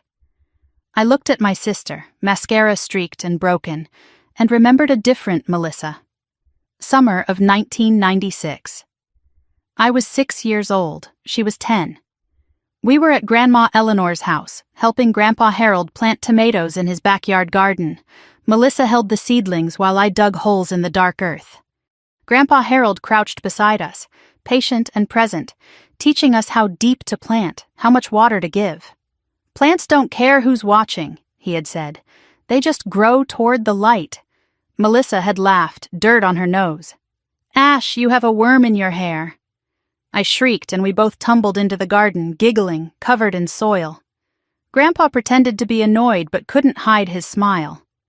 That was the summer before everything changed. Before Melissa started cheerleading. Before Dad decided she was the social one and I was the quiet one. Before the labels became cages we couldn't escape. We used to be friends. Before anyone told us we couldn't be. "Where did you go?" Melissa's voice pulled me back to the present. "You got quiet. Grandpa Harold's garden. Summer of 96. Her face softened. "I had dirt on my nose. You had a worm in your hair. You remember. I remember everything, Ashley. I just learned to pretend I didn't." Around 5:30, I stepped away to call Eleanor. The sky was beginning to lighten outside, gray dawn replacing black night. Melissa was in the bathroom trying to pull herself together. I needed guidance. Grandma answered on the third ring. "I've been up since 4, she said. "Old women don't sleep. What's happening?" I summarized everything. Derek running, Melissa learning the truth. George's involvement proven. "I don't know what to do, Grandma. Do I go to the FBI? Do I let it collapse on its own? Do I try to fix it?" Eleanor was quiet for a long moment. I could hear her breathing. "When your grandfather and I got married," she finally said, "his mother told me something. She said don't protect grown men from the consequences of their own choices. It doesn't help them. It just delays the reckoning. So I should let Dad face consequences? I'm saying protecting them from consequences isn't love. It's enabling. But destroying them isn't justice either. No, it isn't. Find the middle path, Ashley. There's always a middle path. One more thing." "What?" "Your sister is not your father. Remember that. Melissa was raised to be what they wanted. Just like you were raised to be invisible. Neither of you chose it." I looked toward the bathroom where Melissa was. Now go take care of your sister. That's something she's never had before. Melissa emerged looking slightly more human, washed face, hair pulled back, still exhausted, still devastated, but composed. I heard some of that, she said. You were talking to Grandma? She says hello. Grandma always liked you better. No bitterness in her voice now, just observation. Grandma saw me. That's different from liking. Melissa nodded slowly. I'm starting to understand that. We moved to the kitchen. I made coffee while she sat at the counter, both of us trying to figure out what came next. We need to figure out what happens, I said. I have nothing. Melissa's voice was flat. Derek emptied the joint account. The house has 2 mortgages. I have maybe $3,000 in my personal checking. Do you have a lawyer? For what? Divorce? Criminal defense? Bankruptcy? I don't even know which one I need first. All of them, probably. But divorce first. You need to legally separate yourself from Derek's crimes. I can't afford a lawyer. I can. She looked up sharply. I'm not asking you for money. I know, I'm offering. Why? After everything? Because you're my sister. Because you're pregnant. Because for the first time in 34 years, you're actually seeing me. That's worth something. Melissa's eyes filled again. I don't deserve your help. Probably not. But I'm not doing it because you deserve it. I'm doing it because it's right. I laid out the terms. I'll pay for your lawyer. I'll help you find a place to live. But I'm not writing blank checks. I understand. I won't enable dependency. I've spent my whole life being used. I won't start a new pattern. What do you need from me? Honesty? Going forward? No more pretending? No more performing for Mom and Dad? Just truth. Melissa extended her hand. Deal. We shook, formal, strange, but real. The first honest agreement we had ever made. My phone rang at 9:47. Unknown number, I answered. Miss Whitfield? This is Special Agent Marcus Torres, FBI Financial Crimes Division. My stomach dropped. Yes? We need to speak with you regarding Derek Lawson and Whitfield Investment Partners. Can you come to our Sacramento field office today? I kept my voice steady. How did you find me? Derek Lawson was detained at the Mexican border at 6 this morning. He had $400,000 in cash and a laptop full of evidence. During initial questioning, he named you as someone with relevant information. He's trying to bargain, I realized. He's trading my family for leniency. We're not confirming what Mr. Lawson has said, but we'd like to hear your side. I have documentation that may be relevant to your investigation. What kind of documentation? Emails, recordings, financial records. Mr. Lawson sent them to me 2 days ago. Silence on the line. Then, can you bring those with you? Yes, and I'll need my lawyer present. That's your right. 2 o'clock? I'll be there. I hung up and found Melissa staring at me, face pale. The FBI, she said. They caught Derek at the border with $400,000 in cash. What about Dad? Will they? I don't know yet. That's what I'm going to find out. I gathered my things, laptop, phone, the evidence that could save my father or condemn him. I stopped at the door, turned back to face my sister. There's something else I haven't told you. What? I have evidence that Dad was Derek's partner, full partner. The FBI is going to want to see it. Melissa's face went white. If you show them that, Dad could go to prison. I know. So what are you going to do? I looked at her. Pregnant, abandoned, terrified. Looked at my phone with the FBI agent's number saved. Looked at my laptop holding 147 emails that could destroy my father or set him free depending on how I chose to use them. I'm going to tell the truth, I said, whatever that means. I walked out to my car. Behind me, Melissa stood in the doorway. 2 sisters, 1 truth, and a family about to face consequences 30 years in the making. The FBI Sacramento field office was a cold, gray building that looked exactly like what it was, a place where lives came apart. I arrived at 1:45 with Rebecca Chen beside me, laptop bag heavy on my shoulder. 147 emails, 23 recordings, 1 operating agreement, evidence that could send my father to prison. evidence I was about to hand over voluntarily. "Remember," Rebecca said as we crossed the parking lot, "answer what they ask. Don't volunteer extra. And if I squeeze your arm, stop talking." I nodded, but my mind was somewhere else. I still hadn't decided exactly what to say. I could give them everything. Let justice unfold however it would. I could give them only Derek's information, protect George, minimize his role. I could claim ignorance, pretend I didn't understand the full picture. But that last option was a felony, lying to federal agents, adding my own crimes to my father's. "You okay?" Rebecca asked. "No, but I'm here."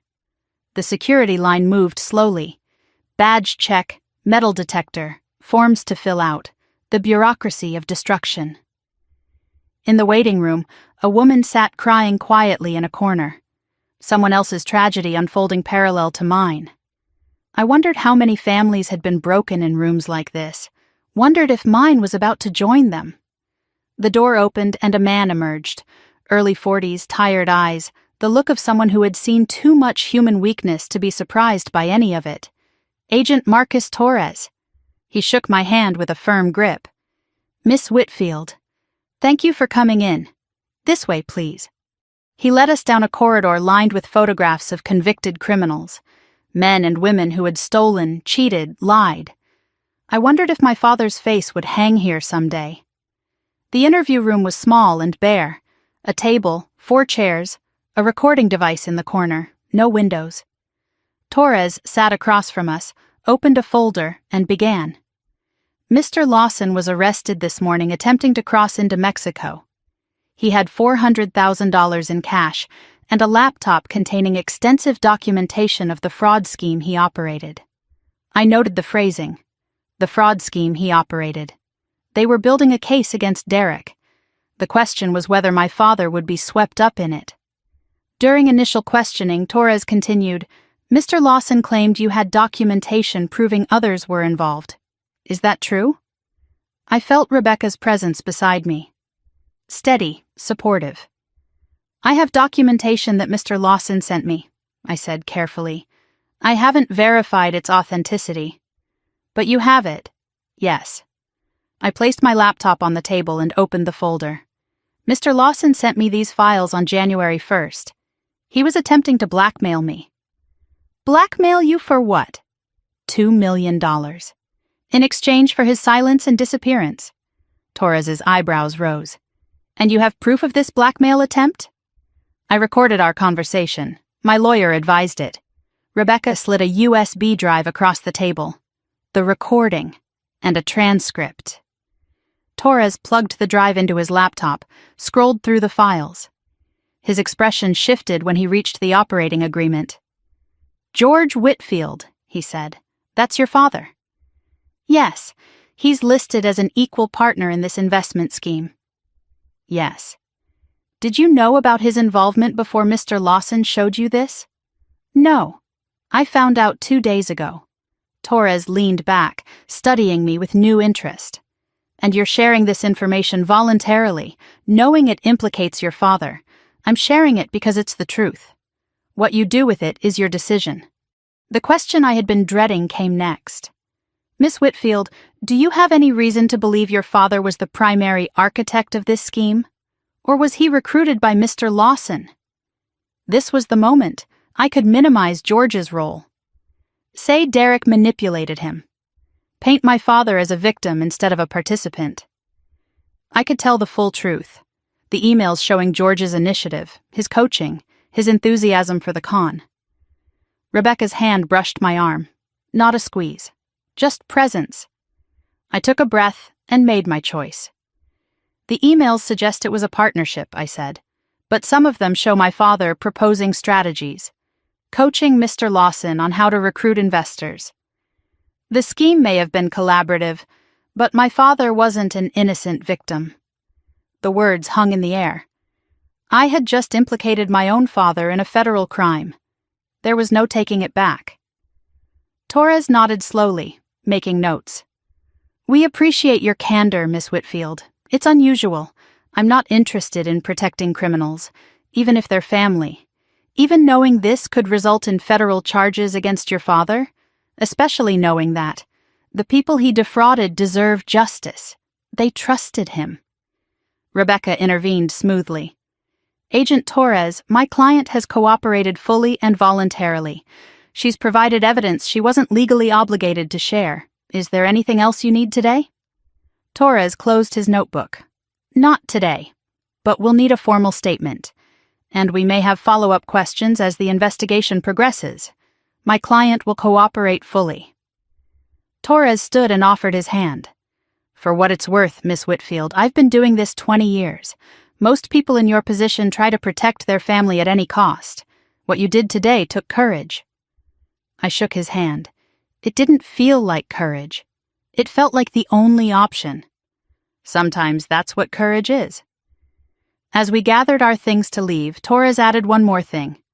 We'll be reaching out to your father within the next few days. You may want to prepare him. Prepare him? Voluntary cooperation goes a long way in sentencing. If he comes to us before we come to him? The implication was clear. I understand.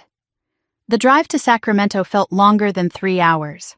Rebecca had offered to come with me, but I declined. This is a family conversation, I told her. I need to do it alone. Alone in my car, the reality of what I had done settled over me like a weight. I had given the FBI evidence against my own father. I had started a clock that could end with George in prison. Did I do the right thing? The question circled endlessly. No clear answer came. I called Eleanor from the road. Grandma, I just left the FBI. Silence on the line, then, and? I told them everything, about Dad, about Derek, everything. How do you feel? I considered the question. Empty, scared, but clear. For the first time in weeks, I feel clear. That's how truth feels. Heavy and clear at the same time. What happens now? I'm going to see Dad.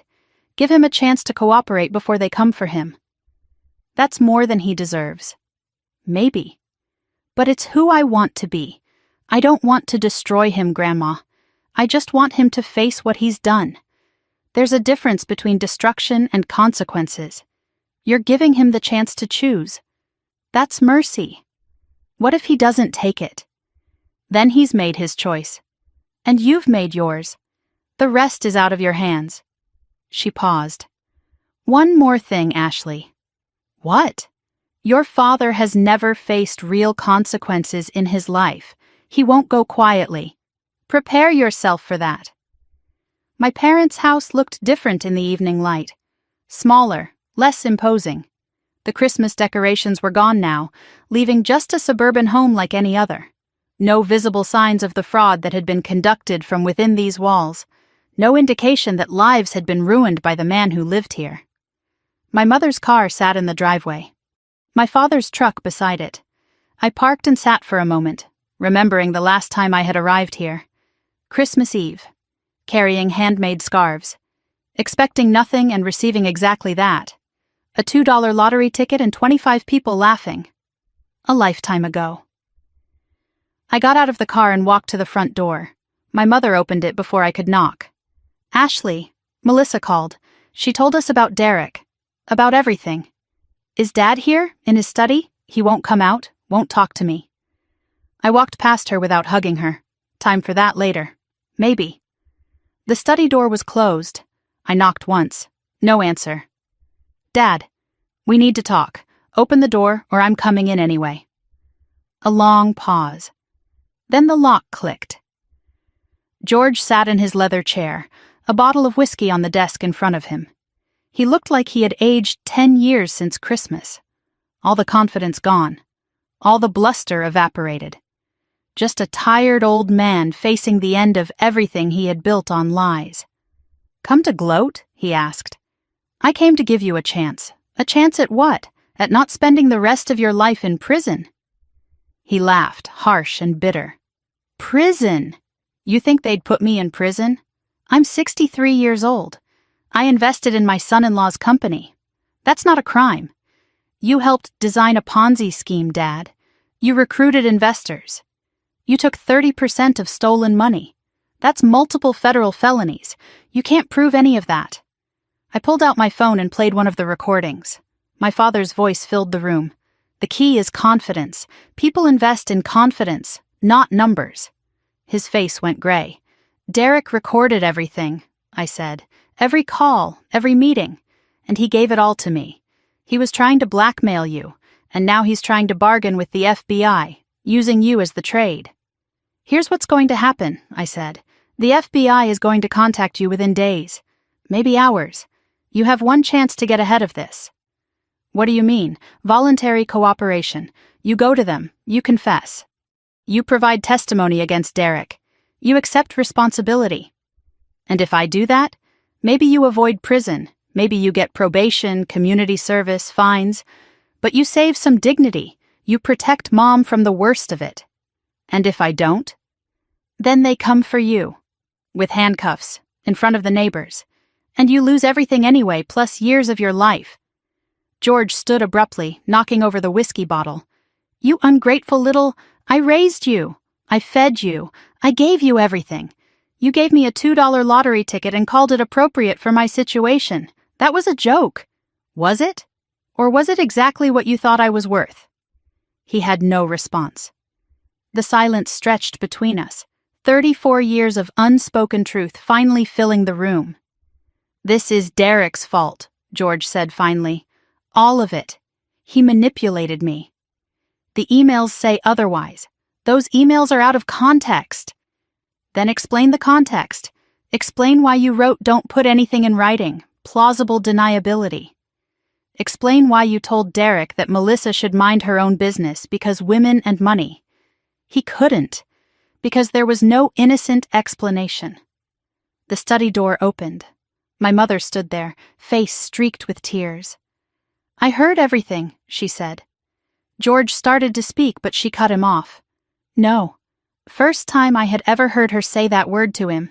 I've been quiet for 38 years. I've let you make decisions, let you handle money, let you treat our daughters differently because you said you knew best. She walked to stand beside me. You should do what Ashley says, George. It's the only chance you have. He stared at his wife like he was seeing her for the first time. Maybe he was. George sank back into his chair. The fight drained out of him. What do I have to do? Call the FBI tomorrow morning, I said. Ask to cooperate. Tell them everything. Everything, everything. No more lies, no more spinning. Just truth. He looked at me with something like desperation. And if I do this, will you forgive me? I considered the question carefully. I don't know, but I'll give you the chance to earn it. There are conditions, I continued, non-negotiable. He nodded weakly. Karen still stood beside me, united for the first time in our lives. First, you fully cooperate with the FBI. No holding back, no strategic omissions. Agreed. Second, you repay every investor, all 8 families. Every cent they lost. I'll loan you the money, at 0 interest. You'll pay it back over time through whatever work you can get. A loan, not a gift. You need to feel the weight of what you did. Gifts don't teach lessons. Third, you sell this house. Downsize to something appropriate for your actual financial situation. My mother gasped but said nothing. Fourth, Grandma Eleanor's nursing home bills are paid in full, and you visit her, weekly, for as long as she's alive. George looked up. Eleanor? What is she?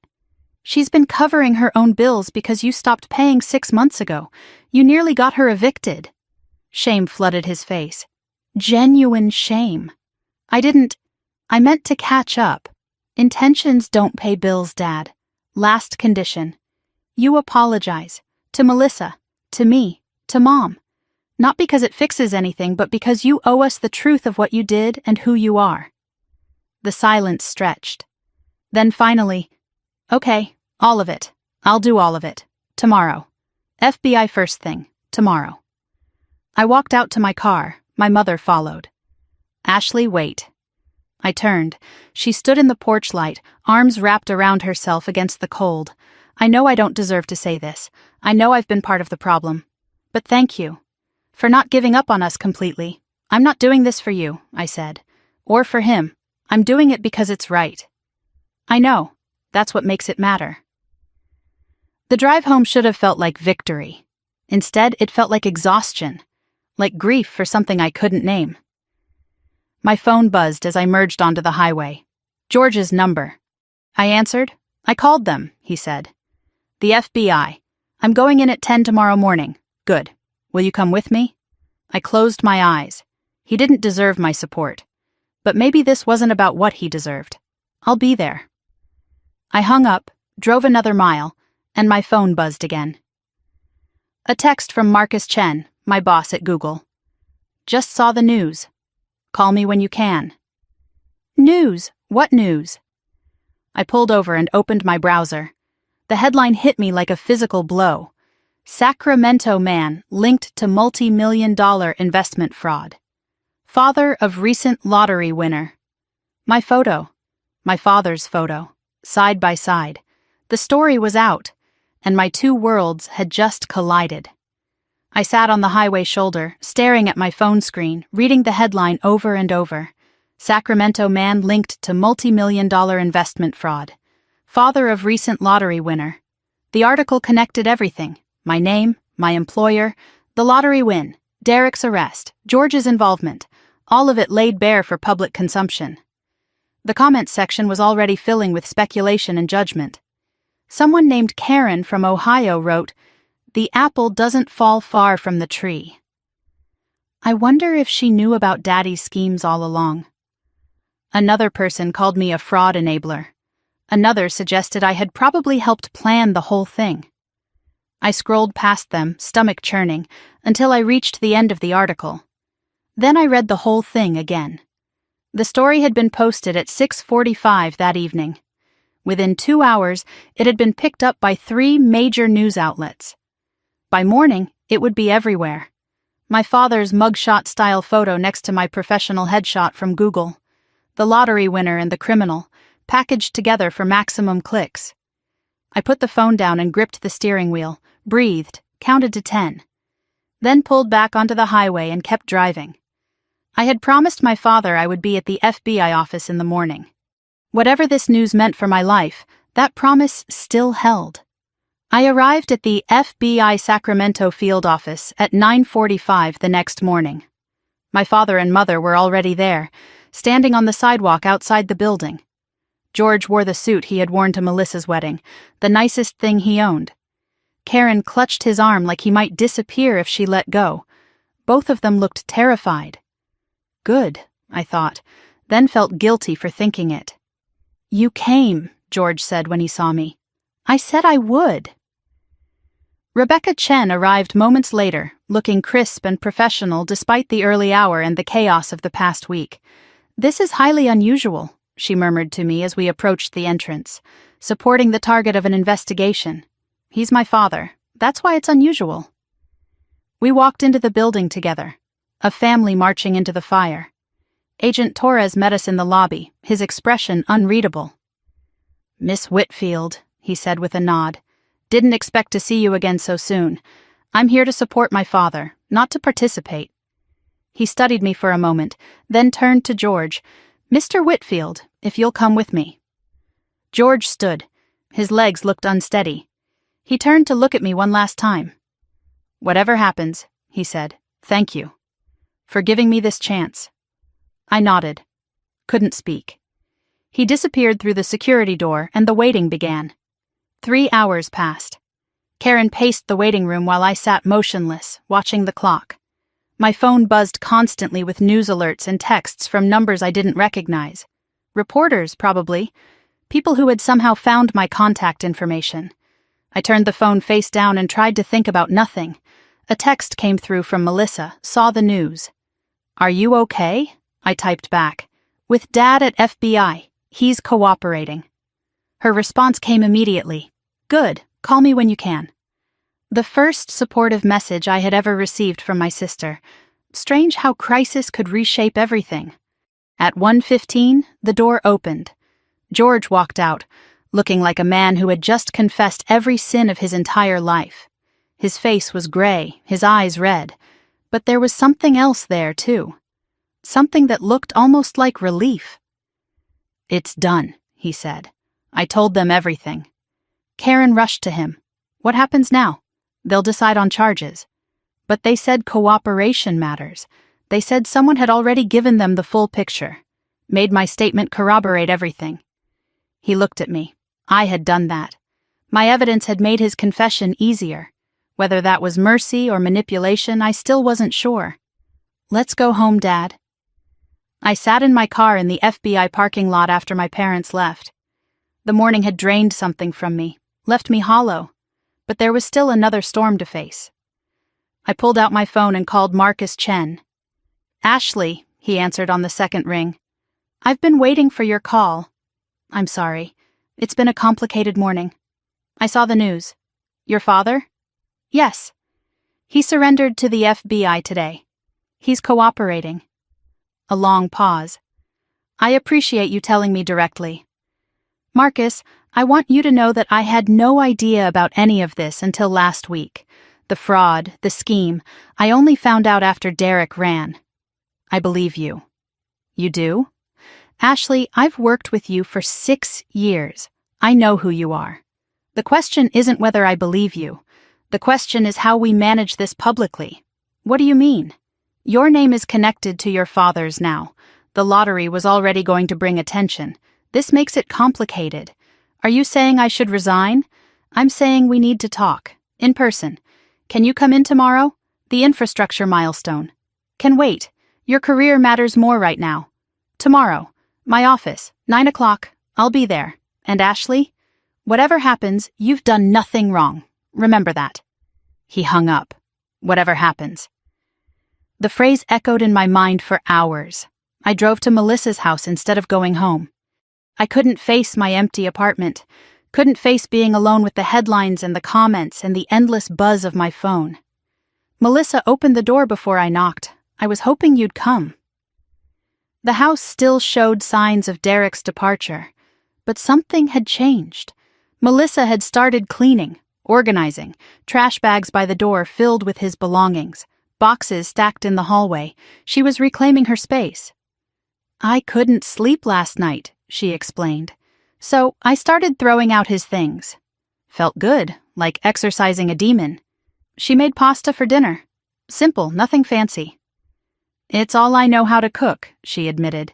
Derek always handled everything. We ate in the kitchen, no formal dining room, like regular people instead of the polished family we had always pretended to be. First meal we had shared alone in more than a decade. Melissa set down her fork midway through and looked at me. I've been thinking about what you said, about learning to do things alone. I waited. I was so scared of being alone that I ignored every red flag, every lie, every time he made me feel small. You're not alone now. That's the crazy part. She laughed, but there were tears in it. I feel less alone now than I did when I was married. Something shifted in her expression then. A door opening that had been locked for years. There's something I never told anyone, she said. I set down my own fork, waited. Last year, before Thanksgiving, Derek and I had a fight about money. I questioned one of his business expenses. Her hand trembled against the table. He hit me, just once, backhanded me across the face. My blood went cold. Melissa. I told myself it was an accident, that he was stressed, that it would never happen again. Did it? No. But the threat was always there, in his eyes, in the way he looked at me when I asked questions. Tears streamed down her face now. I was so ashamed. The golden child with the perfect marriage. I couldn't let anyone know it was all fake. I moved to her side of the table and held her. It's not your fault, I said. None of this is your fault. We stayed like that for a long time. Two sisters who had been strangers for 30 years, finally finding each other in the wreckage. We moved to the living room eventually. Wine and blankets like a sleepover from childhood. Like the childhood we should have had but didn't. Melissa talked about the pressure of being the favorite. Every time Dad praised me, she said, I felt relief that it wasn't me being dismissed. But I also felt sick. Because I knew what he was doing to you. Why didn't you ever say anything? I was terrified of losing my place. If I defended you, maybe they'd start treating me like you. I let that honesty sit between us. It was brutal. It was also true. That's honest, I finally said. I'm done lying, even to myself. Do you know what it was like, I asked her, growing up invisible in my own family? She shook her head. I convinced myself I didn't need them. Built walls so high no one could hurt me. But the walls kept everyone out, even people who might have loved me. You never dated, never brought anyone home. How could I? I didn't trust anyone. If my own family couldn't see my value, why would a stranger? She reached for my hand. I'm sorry, for all of it. The jokes, the favoritism, the lottery ticket, everything. I know. Do you forgive me? I'm working on it. That's all I can promise right now. That's enough. That's more than I deserve. Melissa went to a bookshelf and returned with an old photo album. I found this while cleaning. Thought you might want to see. Pages of childhood photos. 2 little girls in matching dresses, building sandcastles at the beach, blowing out birthday candles together, arms around each other, grinning at the camera. We used to be friends, I whispered. We can be again, if you'll let me. I turned a page and found a photo I had never seen. Me and Melissa with Grandpa Harold. His garden. Summer sun. His handwriting on the back. My 2 favorite girls. 1998. I never knew he thought of me that way, I said. Melissa leaned her head against my shoulder. Grandpa loved you. We all did, in our broken ways. We just forgot how to show it. I walked into Google the next morning feeling like I was walking into a courtroom. The whispers had multiplied. The glances lingered. I could feel the weight of judgment with every step. Lottery winner. Father's a fraud. Why is she even here? I held my head high and kept walking. Marcus's office door was closed when I arrived. His assistant waved me in. He stood when I entered, closed the door behind me, and got straight to the point. I'll be direct, Ashley. HR has concerns. About what? Your public profile. The lottery already made you visible. The fraud investigation makes you a potential liability. A liability. For doing my job? For being a distraction? The media attention? The questions? I leaned forward. Marcus, I've worked here 6 years. I've led projects that saved this company millions.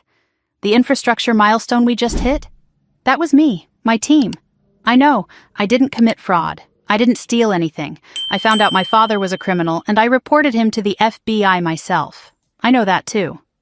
Then what exactly is the problem? The problem is perception. And I'm not the one you need to convince. Then who? The VP of Engineering wants to meet with you. Tomorrow, he's concerned about optics. Marcus's support came without hesitation. For what it's worth, I told him you're the best program manager I've ever worked with. And I'll say it again tomorrow. Thank you. Don't thank me yet. Just be prepared. They may offer you a leave of absence. Paid. Until this blows over. And if I refuse, let's hope it doesn't come to that. The week that followed blurred together in a haze of meetings and negotiations and small victories. The VP meeting happened. I defended myself with data, with metrics, with 6 years of results that spoke louder than any headline. The outcome, no leave of absence, but reduced visibility. Kept off public-facing projects until the situation stabilized. It stung, but I still had my job, for now. George's situation moved forward. Federal charges were filed, wire fraud, securities fraud, conspiracy. But with his full cooperation, prosecutors recommended probation over prison. Sentencing hearing scheduled for March. He started attending meetings. Not AA, he didn't have a drinking problem, but something similar for people who needed structure and accountability. Small steps, uncertain progress. Melissa filed for divorce. I paid the retainer for her lawyer, but nothing else. She moved into a small apartment in San Jose near me, started looking for jobs. It's humbling, she admitted. I don't know what I'm qualified for. You're qualified to figure it out. I moved Eleanor to a better facility, Seaside Memory Care in Carmel, Ocean View, Garden, the kind of place she deserved. You're spending too much on me, she protested. I'm spending exactly enough.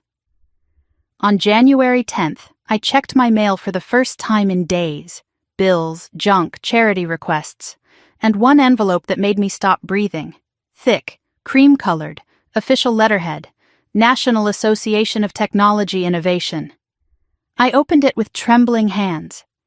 Dear Miss Whitfield, we are pleased to inform you that you have been selected as a recipient of the National Technology Achievement Award for your leadership in critical infrastructure protection. I read it 3 times. The ceremony would be held in Washington, D.C., nationally televised, black tie. My infrastructure project, the one that had kept systems running when everything else was falling apart, had been nominated by Marcus Chen. This award went to industry leaders, CEOs, founders, visionaries, not glorified secretaries, not invisible daughters, not women whose fathers called their work unimportant. I picked up my phone and called Melissa. I got invited to an award ceremony, National Technology Achievement. It'll be on TV. Oh my God, Ashley, that's incredible. I want you to come. Mom too, and Dad, if he can get permission to travel. A pause. Are you sure? They've never seen what I actually do, who I actually am. It's time they did. I called Eleanor next. Grandma, how do you feel about a trip to Washington? Her laugh came through the phone, warm and proud. Child, I've been waiting 70 years to see you shine. I wouldn't miss it for the world.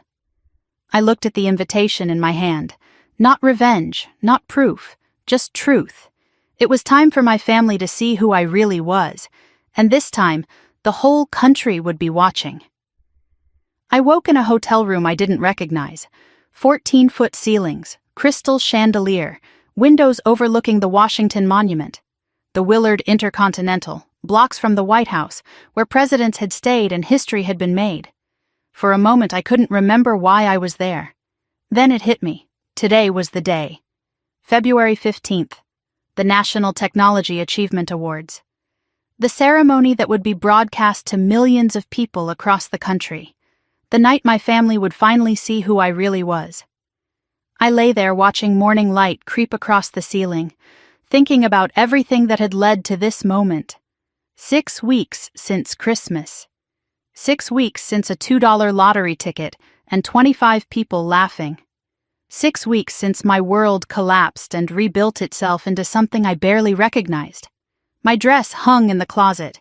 Deep navy, elegant, powerful. I had chosen it myself. No stylist, no consultant. I had spent 34 years being dressed by other people's expectations. Not today. I checked my phone. Messages had accumulated overnight. Melissa, who had arrived yesterday with the rest of the family, can't sleep, too excited. Is that weird? My mother, in a separate room down the hall. Good morning, sweetheart. So proud of you. Marcus Chen. See you tonight. You've earned this. Nothing from my father. George had arrived the day before with special court permission, his first time leaving California since the arrest. He hadn't spoken to me since we landed. I didn't know what that silence meant. Maybe he didn't either. I played Eleanor's voicemail next. She had left it at 5 a.m, unable to sleep. Couldn't sleep either, her voice said through the phone. Old women and their thoughts. I want you to know something, child. Whatever happens tonight, you've already won. You won the day you stopped waiting for them to see you. The award is just the world catching up. I love you. Go shine. I played it twice, saved it to a folder I would keep forever. Then I got up and started preparing for the most important night of my life. Brunch was at 11 in the hotel restaurant, a private table in the corner, away from prying eyes. Eleanor arrived first, pushed in her wheelchair by an attendant I had hired for the trip. She wore a new outfit I had bought her, emerald green, that brought out the fire still burning in her eyes despite her 91 years. You look beautiful, Grandma. You're biased, she said, but smiled. My mother came next, wearing a blue dress I recognized from 20 years of family photos. It's my lucky dress, she explained when she caught me looking. She had worn it to every important occasion for as long as I could remember. Melissa arrived last, pregnancy showing now at 6 months.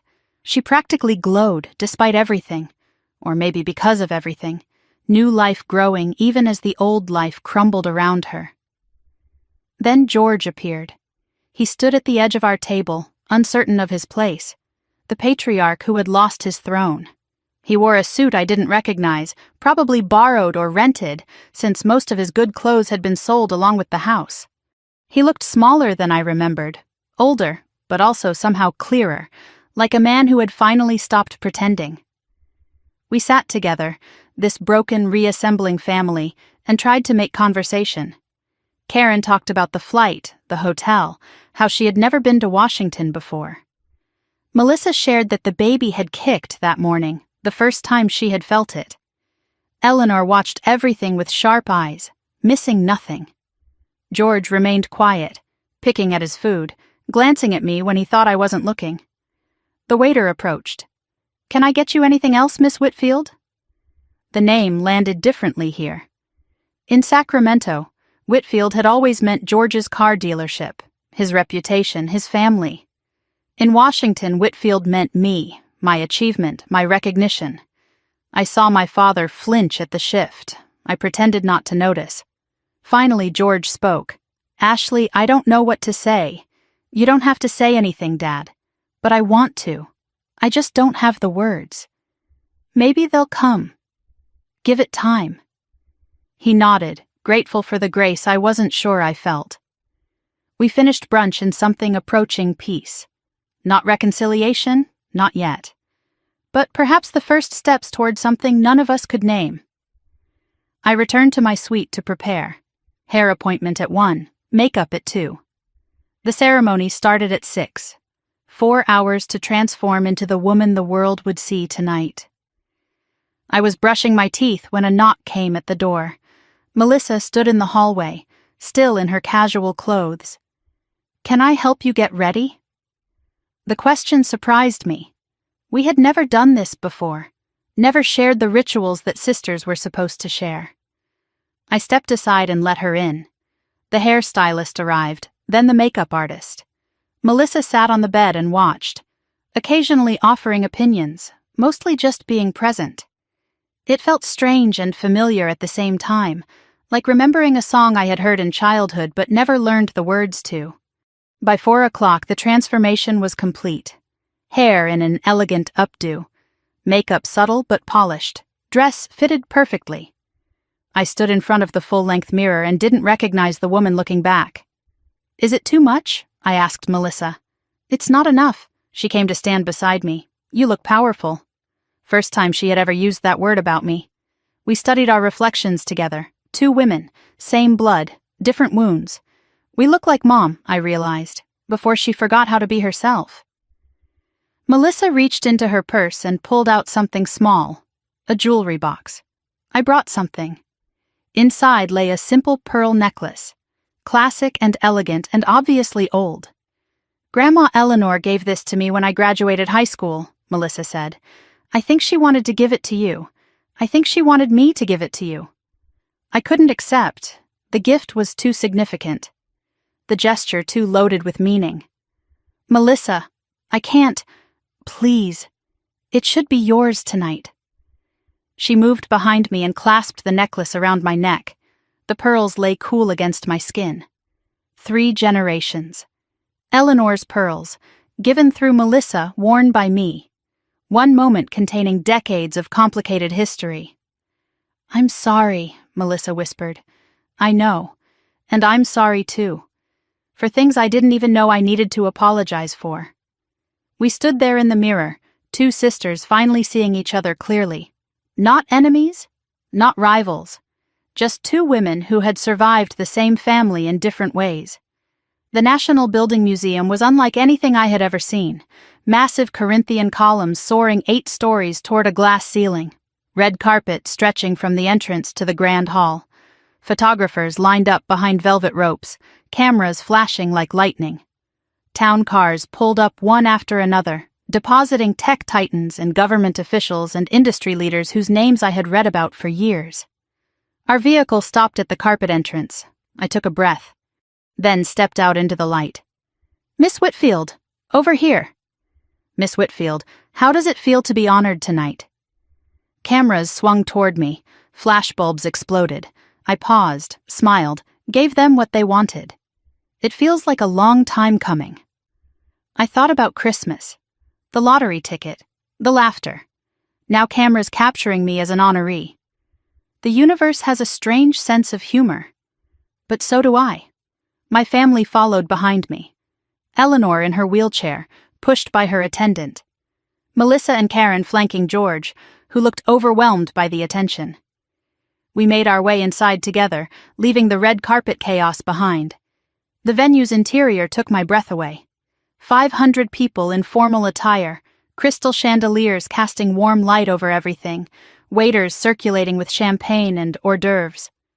I recognized faces from magazine covers and business news, CEOs I had emailed but never met, founders whose products I used daily.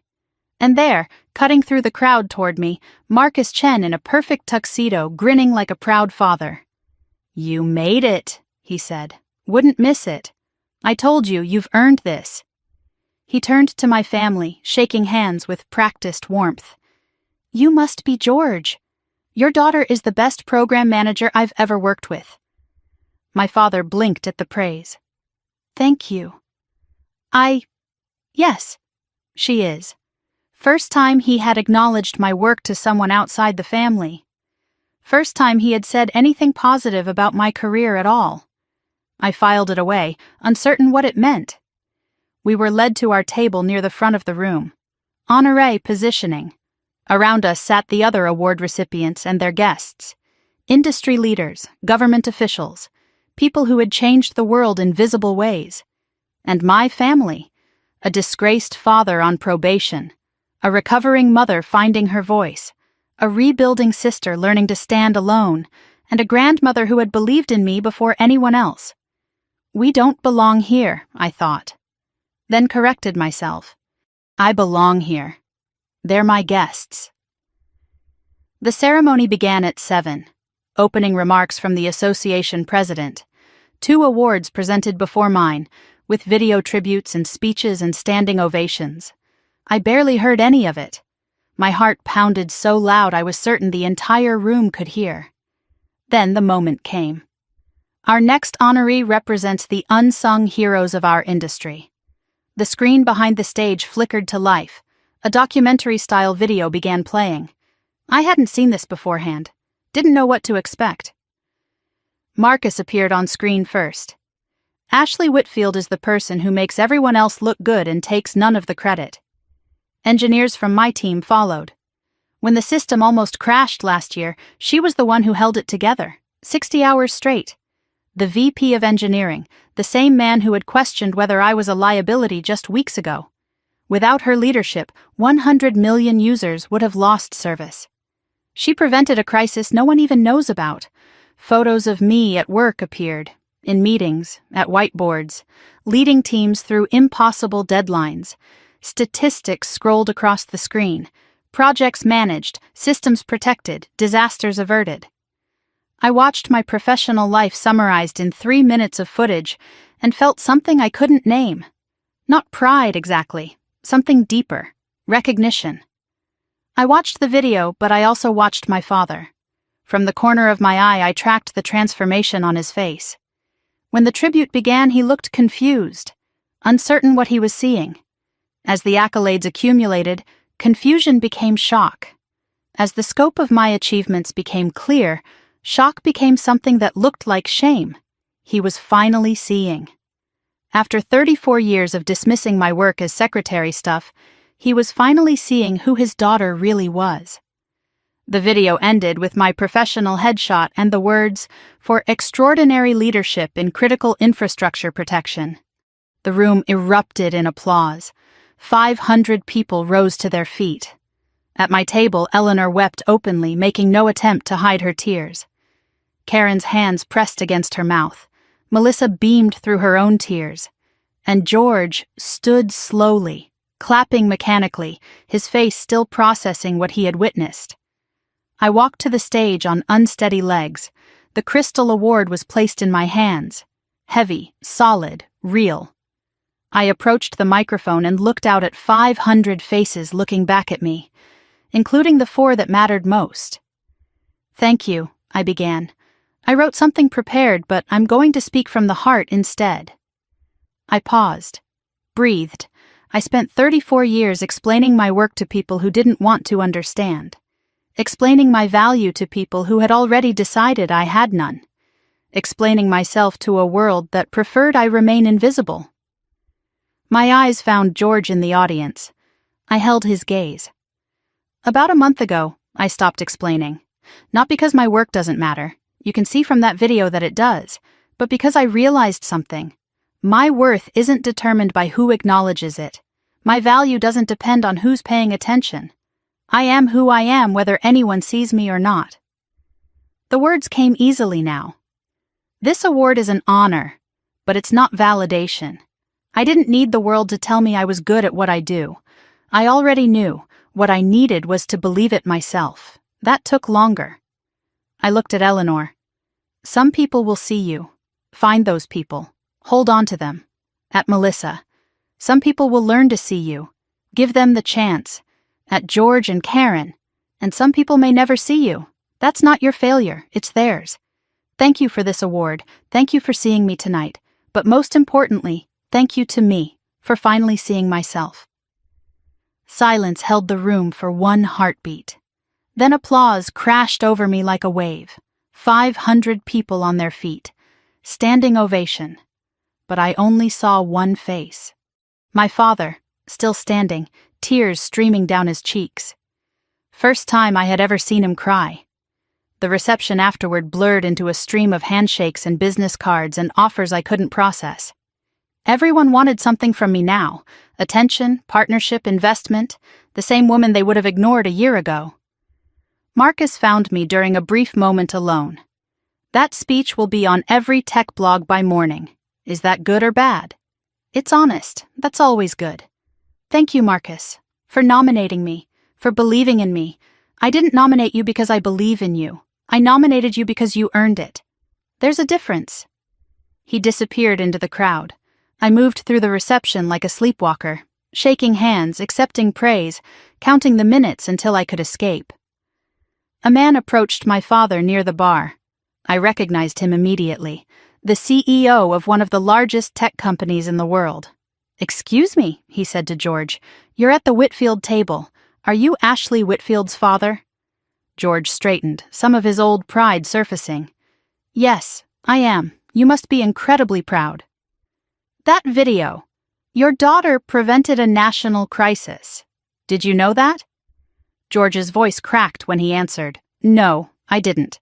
"Well, now you do. You raised an extraordinary woman." The CEO walked away. George stood alone, drink untouched, staring at the floor. I watched from across the room but didn't approach. Not yet. Later I found Eleanor in a quiet corner. "Grandma, how are you holding up? Tired? Happy?" "Tired." She smiled. "That speech, Harold would have loved it. I thought about him when I wrote it. I could tell." She took my hand. "You did it, child. You really did it." "Did what?" "Became yourself. In front of everyone." The reception was winding down when George found me in a quiet alcove away from the remaining crowd. "Can we talk?" he asked. "Somewhere quiet?" We stepped further into the alcove. The noise of the party faded behind us. "Ashley, That video. That speech. I had no idea. I know. All those years I called it secretary work. I called it paper pushing. I had no idea what you actually do. I know, Dad. Why didn't you tell me?" "I did. You weren't listening." The silence between us was heavy with 34 years of distance. Then George took a breath and said something I didn't expect. "There's something I need to tell you. Something I should have told you 30 years ago." My mother appeared at the alcove entrance. "George, what are you doing?" "Patricia, she needs to know. They both need to know." Karen's face went pale. "Not here, not tonight." "Yes, tonight. I'm done hiding." I looked between my parents, confusion and anticipation warring in my chest. "What are you talking about?" George turned to me, eyes red, voice breaking. "The reason I've treated you differently your whole life. The reason I couldn't look at you the same way I looked at Melissa. It wasn't because you weren't good enough. Then why? Because every time I looked at you, I saw my greatest failure staring back at me. And I've been punishing you for it ever since. What failure? Karen reached for his arm. George, please, I need to tell her about Harold, about what I did, about why he never forgave me, and why I've never forgiven myself. The noise of the reception faded to nothing. My world narrowed to my father's haunted face. Tell me everything. My parents and I rode the elevator to my hotel suite in silence. The distance from the reception hall to the 14th floor felt like miles. Karen stood rigid against the back wall, arms wrapped around herself. George stared at the floor, hands trembling at his sides.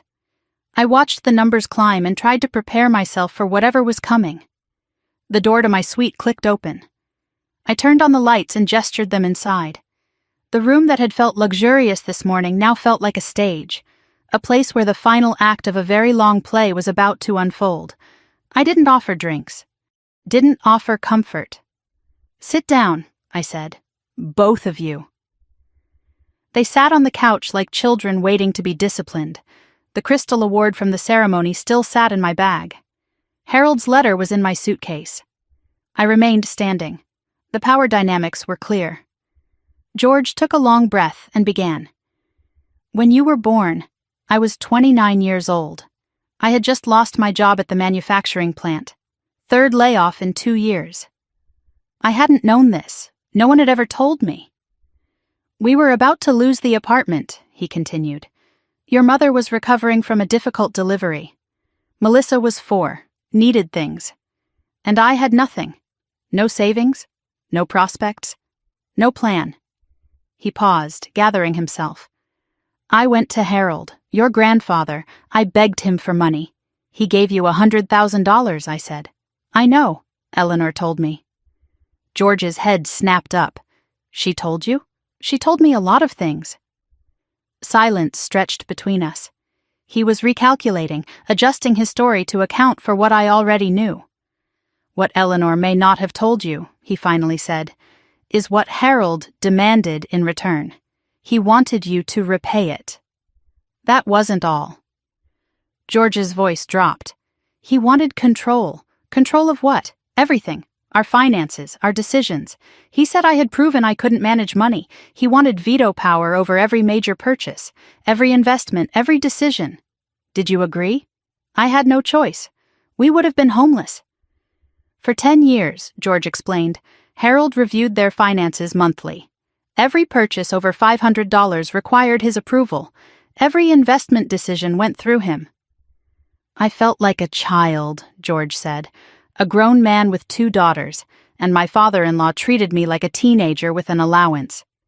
That must have been humiliating, I said. It was, but I deserved it. Why? George's face crumbled. The composure he had maintained since the elevator finally broke, because the reason I lost those jobs, the reason we were broke, wasn't bad luck. It was gambling. Karen closed her eyes. This part still hurt her, even after all these years. I had a problem, George continued.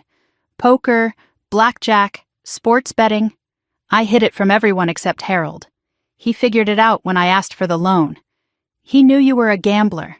He knew I was an addict. That's why he insisted on the controls. He was protecting his daughter and grandchildren from me. The words hung in the air. My father, the confident patriarch, the man who had dismissed my achievements my entire life, was a gambling addict who had nearly destroyed his family before I could even remember. George looked at me directly for the first time since we entered the room. You were born 6 weeks after I made that deal with Harold, and from the moment you could walk, you were his shadow. I remember, I said. He taught me to garden, to read, to love quiet things. You were exactly like him, quiet, watchful, smart in ways I couldn't understand, and that bothered you. It terrified me. Every time I looked at you, I saw him, judging me, knowing I was a failure, knowing I would never be good enough. So you hated me. I didn't hate you. I just couldn't love you the way you deserved. Every accomplishment of yours reminded me of him. Every success was proof that you were his, not mine. Something cracked inside me, not my heart breaking, something else, understanding forming. I couldn't hate Harold, George continued. He saved us. I couldn't hate your mother. She had given up everything to stay with me. So you transferred it on to me. I transferred it on to you. And I've been doing it for 34 years. I turned to my mother. You knew all this? Karen nodded, tears streaming down her face. I knew. I've always known. And you said nothing. For 34 years. I chose peace over truth. I thought if I kept things smooth, eventually it would get better. It never got better. No, it got worse. And by the time I realized, I didn't know how to stop it. She took a shaky breath. When you were 10, your father wanted to leave. The words hit like a physical blow. Leave? Divorce? He said he couldn't stand living under Harold's shadow anymore. Couldn't stand looking at you and seeing his own shame. What stopped him? Karen's voice broke. I begged. I told him the girls needed their father. I told him we could make it work. And the price was what? I stopped defending you. I stopped pointing out how unfair he was being. I let him treat you however he wanted as long as he stayed. The room spun slightly. My mother had traded my well-being for her marriage. You sacrificed me. I sacrificed all of us. I just didn't see it then. Did Melissa know? Melissa was the compensation. The more your father pulled away from you, the more he invested in her. I let it happen because at least one of my daughters had his love. You made her the golden child to balance out making me the scapegoat. Karen nodded, sobbing. I'm so sorry. I'm so sorry. I walked to the window. The Washington Monument glowed white against the night sky. The same city where I had just received a national award. The same night I was learning that my entire childhood had been shaped by my father's gambling addiction and my mother's cowardice. I could rage. I could scream. I could throw them out of this room and never speak to them again. I didn't do any of those things. Something Harold had written in his letter came back to me. Don't let it harden your heart, but don't let it make you small either. I turned back to my parents. Both watched me, terrified of what I might say. Thank you for telling me. George's voice was raw. That's all you have to say? What do you want me to say? That I forgive you? I don't know if I can. That I understand? I'm trying to. That this changes everything? It doesn't. What happened, happened. Knowing why doesn't undo it. But I will say this. You've both spent 34 years carrying this secret. That must have been exhausting. It was, Karen whispered. I'm not going to carry it for you. The shame is yours. The guilt is yours. I'm done being the container for everyone else's pain. George looked up at me. What does that mean? It means I'm not your redemption project. You want forgiveness? Earn it. Not from me, from yourselves. I went to my suitcase and pulled out Harold's letter, the one he had left with the bonds, the one Eleanor had given me on New Year's Eve. There's something you should see, I said. I handed it to George. Harold left me this, along with bonds worth $150,000. His hands trembled as he unfolded the paper. I watched his face as he read. The quiet ones see everything. I've watched you grow, watched how they overlook you. This money is yours. I didn't tell your father because he would have found a way to spend it. George's face contorted as he reached the end. He knew, he said. He always knew what I was doing to you. And he protected me anyway, even after death. George set the letter down and covered his face with both hands. The sobs that came were not quiet tears. They were body-shaking grief, decades of shame finally breaking through. He loved me, George said through his hands. Despite everything I did, he still loved me. He gave me the loan. He saved our family. He did. And I repaid him by destroying his granddaughter's childhood. You didn't destroy me, Dad. You delayed me. But I'm here now. George looked up, face ravaged by emotion.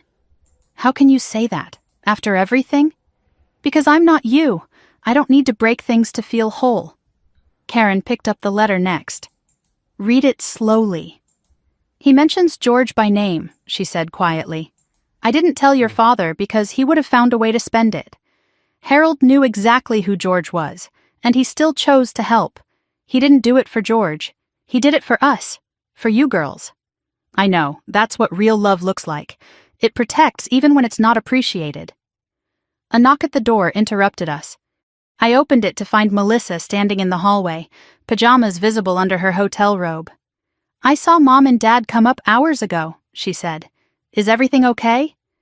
I looked back at my parents, both wrecked and exhausted from the weight of confession. Come in. You should hear this too. Melissa sat down, and I summarized everything. The loan, Harold's conditions, George's gambling, Karen's bargain. With each revelation, Melissa's face transformed. By the end, she looked like someone waking from a very long sleep. You're saying I was only the favorite because Ashley reminded Dad of his failures? In a sense. So it was never about me being better. It was about her being too much like someone he resented. That's what they're telling me. Melissa turned to George. Do you know what this cost me? What do you mean? Being the favorite. Carrying your approval. I married Derek because he reminded me of you. Charming, confident, full of promises. And look where that got me. Melissa, you taught me that love looks like investment, like money, like grand gestures. And now I'm pregnant, alone, and starting over at 38. George had no defense. We're all victims here, Dad, Melissa said quietly. All three of your women. You just couldn't see it. We talked until we couldn't anymore. Around 4 a.m, George and Karen finally left. Melissa stayed, falling asleep on my couch. I couldn't sleep at all. I stood at the window watching Washington wake up. The Crystal Award sat on the desk, Harold's letter beside it. In 12 hours, I had received a national award and learned my entire childhood was collateral damage from my father's addiction and my mother's fear. I should feel destroyed. I didn't. I felt something unexpected. Free. I'm not crazy. I wasn't imagining it. It was real. And now I know why. Knowledge is a strange kind of healing. It doesn't fix the wound, but it names it. My phone buzzed at 5:47. Email notification, FBI seal on the header. Subject line, Whitfield Investment Partners. Plea agreement finalized. I opened it and read quickly. Derek had accepted a plea deal. In exchange for reduced charges, he had provided full documentation of all investors and co-conspirators. A list was attached. I scrolled down. George Whitfield. Name highlighted. Full cooperation recommended. Sentencing hearing scheduled March 15th. I looked at my sleeping sister, thought of my parents, probably just now arriving at their hotel room. The night of confessions wasn't over. George's secrets were about to become public record, and in 4 weeks the whole world would know what he did. The federal courthouse in Sacramento looked different in March than it had in January, less threatening somehow, or maybe I had changed. I pulled into the parking lot at 8:45, 15 minutes early for my father's sentencing hearing. The same route I had driven 100 times in the past 2 months. Sacramento had become familiar in ways I never expected. A city I had once associated only with childhood disappointment was now the place where my family was slowly, painfully learning to tell the truth. My mother waited on the courthouse steps, clutching her purse the way she always did when she was nervous. Melissa stood beside her, pregnancy obvious now at 7 months. Neither of them had slept well. I could see it in their faces. But they were here. We all were. My father was already inside with his lawyer, preparing for whatever came next. Eleanor couldn't make the trip. She was watching via video link from her new facility in Carmel. I had arranged the technology myself. She deserved to see this, even if seeing it would break her heart.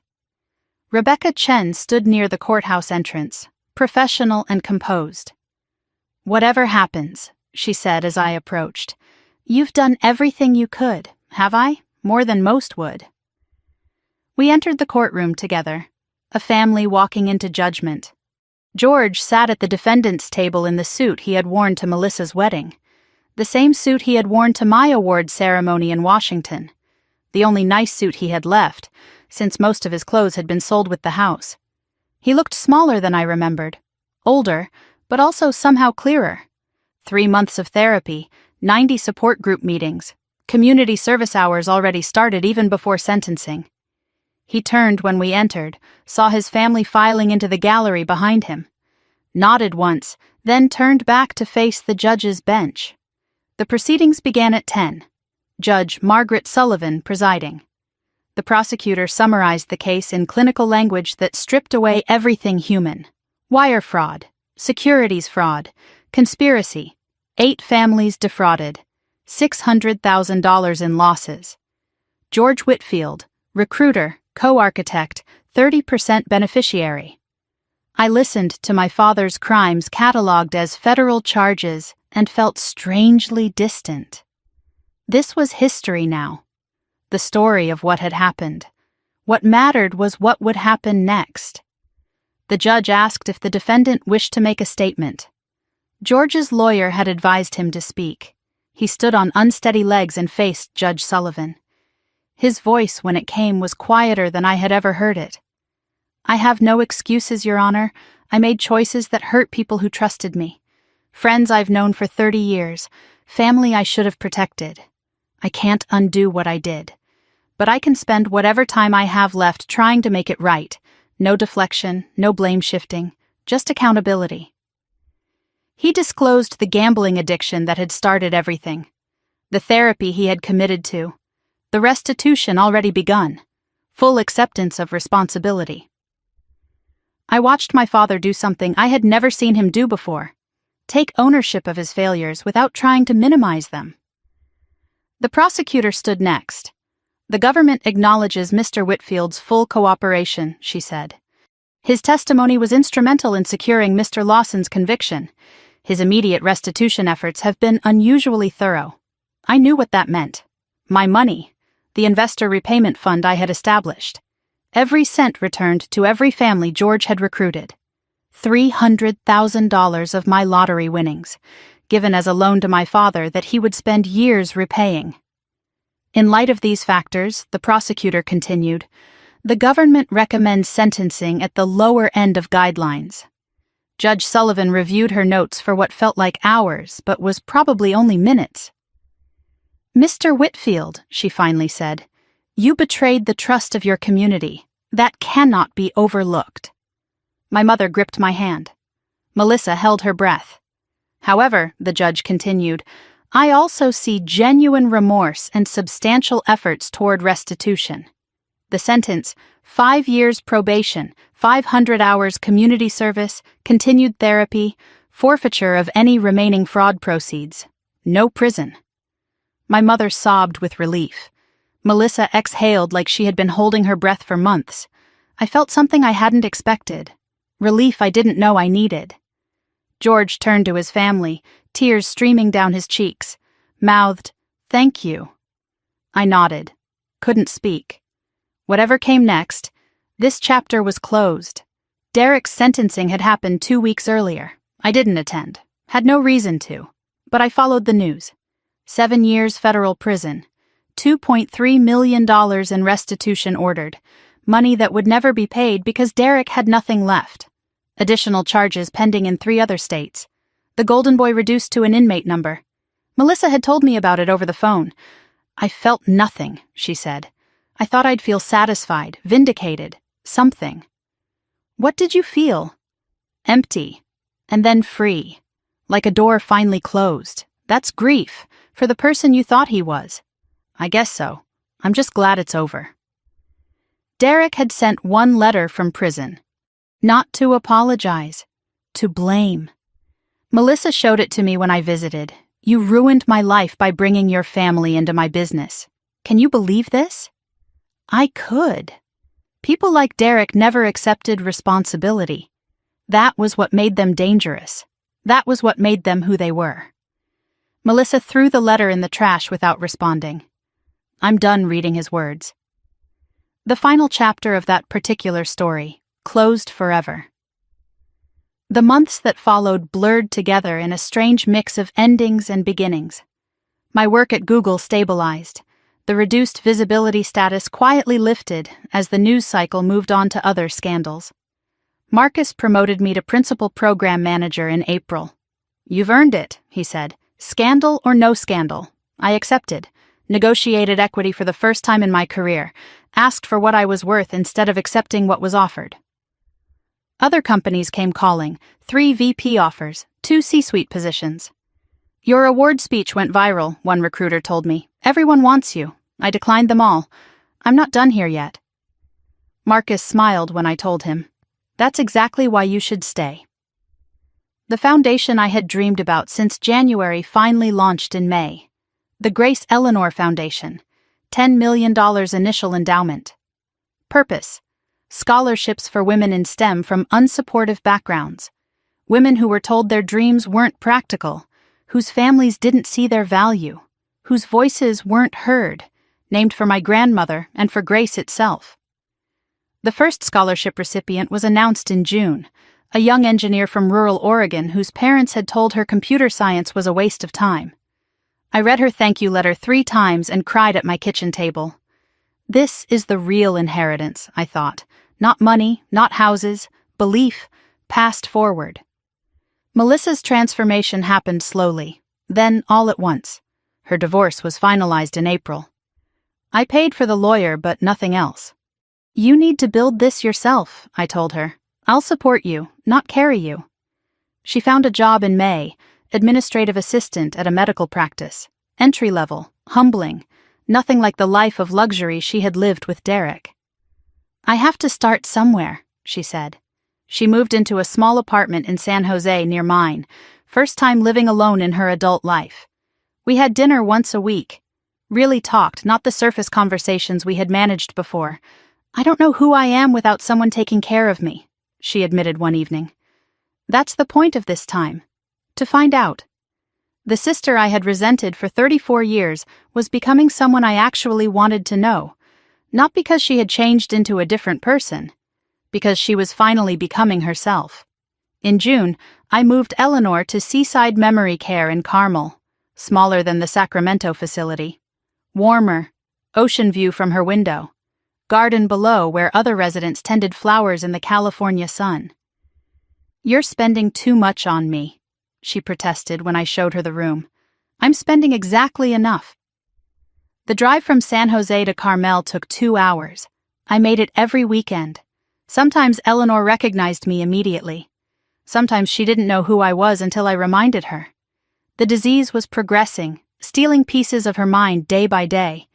But on good days, she was sharp as ever, full of stories and wisdom and the particular brand of honesty that only comes with age. "It looks like Harold's garden," she said on her first day in the new room, looking out the window at the flowers below. "That's why I chose it." Tears she rarely showed slid down her weathered cheeks. "I don't have long, child. You know that. I know. But whatever time you have will be beautiful. It already is. Because of you." On another visit, she told me George had come to see her. "Your father came yesterday," she said. "Did he?" Cried the whole time, apologized for things I'd forgotten he'd done. How did that feel? Like watching a man finally grow up. At 63. She paused. Better late than never, I suppose. September arrived with a heat wave that broke the day before my housewarming party. I had bought a house in spring. Modest by lottery winner standards. 3 bedrooms, small yard, tucked into the hills above San Jose. Not a mansion, not a statement. Just a home. The first home that was truly mine. I spent the summer making it comfortable, painting walls, choosing furniture, planting a garden in the backyard. The physical work of building a life, not just surviving one. The party was scheduled for a Saturday evening. First time my whole family would gather in my space. On my terms. I cooked for 2 days beforehand. Nothing fancy, just food I knew how to make. Food that felt like home, or like what home should have felt like. My mother arrived first with George. They drove down from Sacramento together, from the small apartment they had rented after selling the house. Downsizing had been hard for them, harder for George than Karen. but they were adjusting. George carried a casserole dish. "Your mother made it," he said. "I just carried it." Karen hugged me tight. "This house is beautiful," she said. "Harold chose well." I didn't correct her, didn't explain that the house had nothing to do with Harold's gift. That gift was still waiting, a property in Carmel I hadn't visited yet, deliberately saved for my birthday next month. George looked around my home, taking in the details. He always knew who deserved what, he said quietly. Not bitter. Just acknowledging a truth he had spent decades denying. Melissa arrived next, and when she walked through the door, she wasn't alone. In her arms was a car seat. Inside the car seat, swaddled in pink, was a newborn baby, 2 weeks old, perfect and tiny and impossible. "Everyone, meet Eleanor Rose," Melissa announced. The room went silent. I felt something catch in my throat. "You named her..." "After Grandma. And for new beginnings. Rose, because things can grow from anything." I held my niece for the first time, her tiny fingers wrapped around mine, gripping with surprising strength. This is what family could be, I thought. What it should have been. We ate dinner together in my small dining room. Conversation flowed, not easy but not forced either. Karen told stories about her garden club. George talked about his community service, mentoring at-risk youth at a local center. "Turns out I'm good with teenagers who've made bad choices," he said. "Takes one to know one." First joke I had heard him make about himself. First sign that the man I had known was becoming someone different. After dinner, George helped me clear plates. He stood beside me at the sink, silent for a long moment. "I want to say something," he finally said, "and I need you to let me finish." I nodded, kept washing dishes. "I'm proud of you, not because of the award, not because of the lottery. I'm proud of who you are, who you've always been. I was too broken to see it, but you were always the strongest one in this family." I set down the dish I was holding. "Thank you. I know it doesn't fix anything. It doesn't. But it means something. It means you're trying. I am. I'm going to keep trying."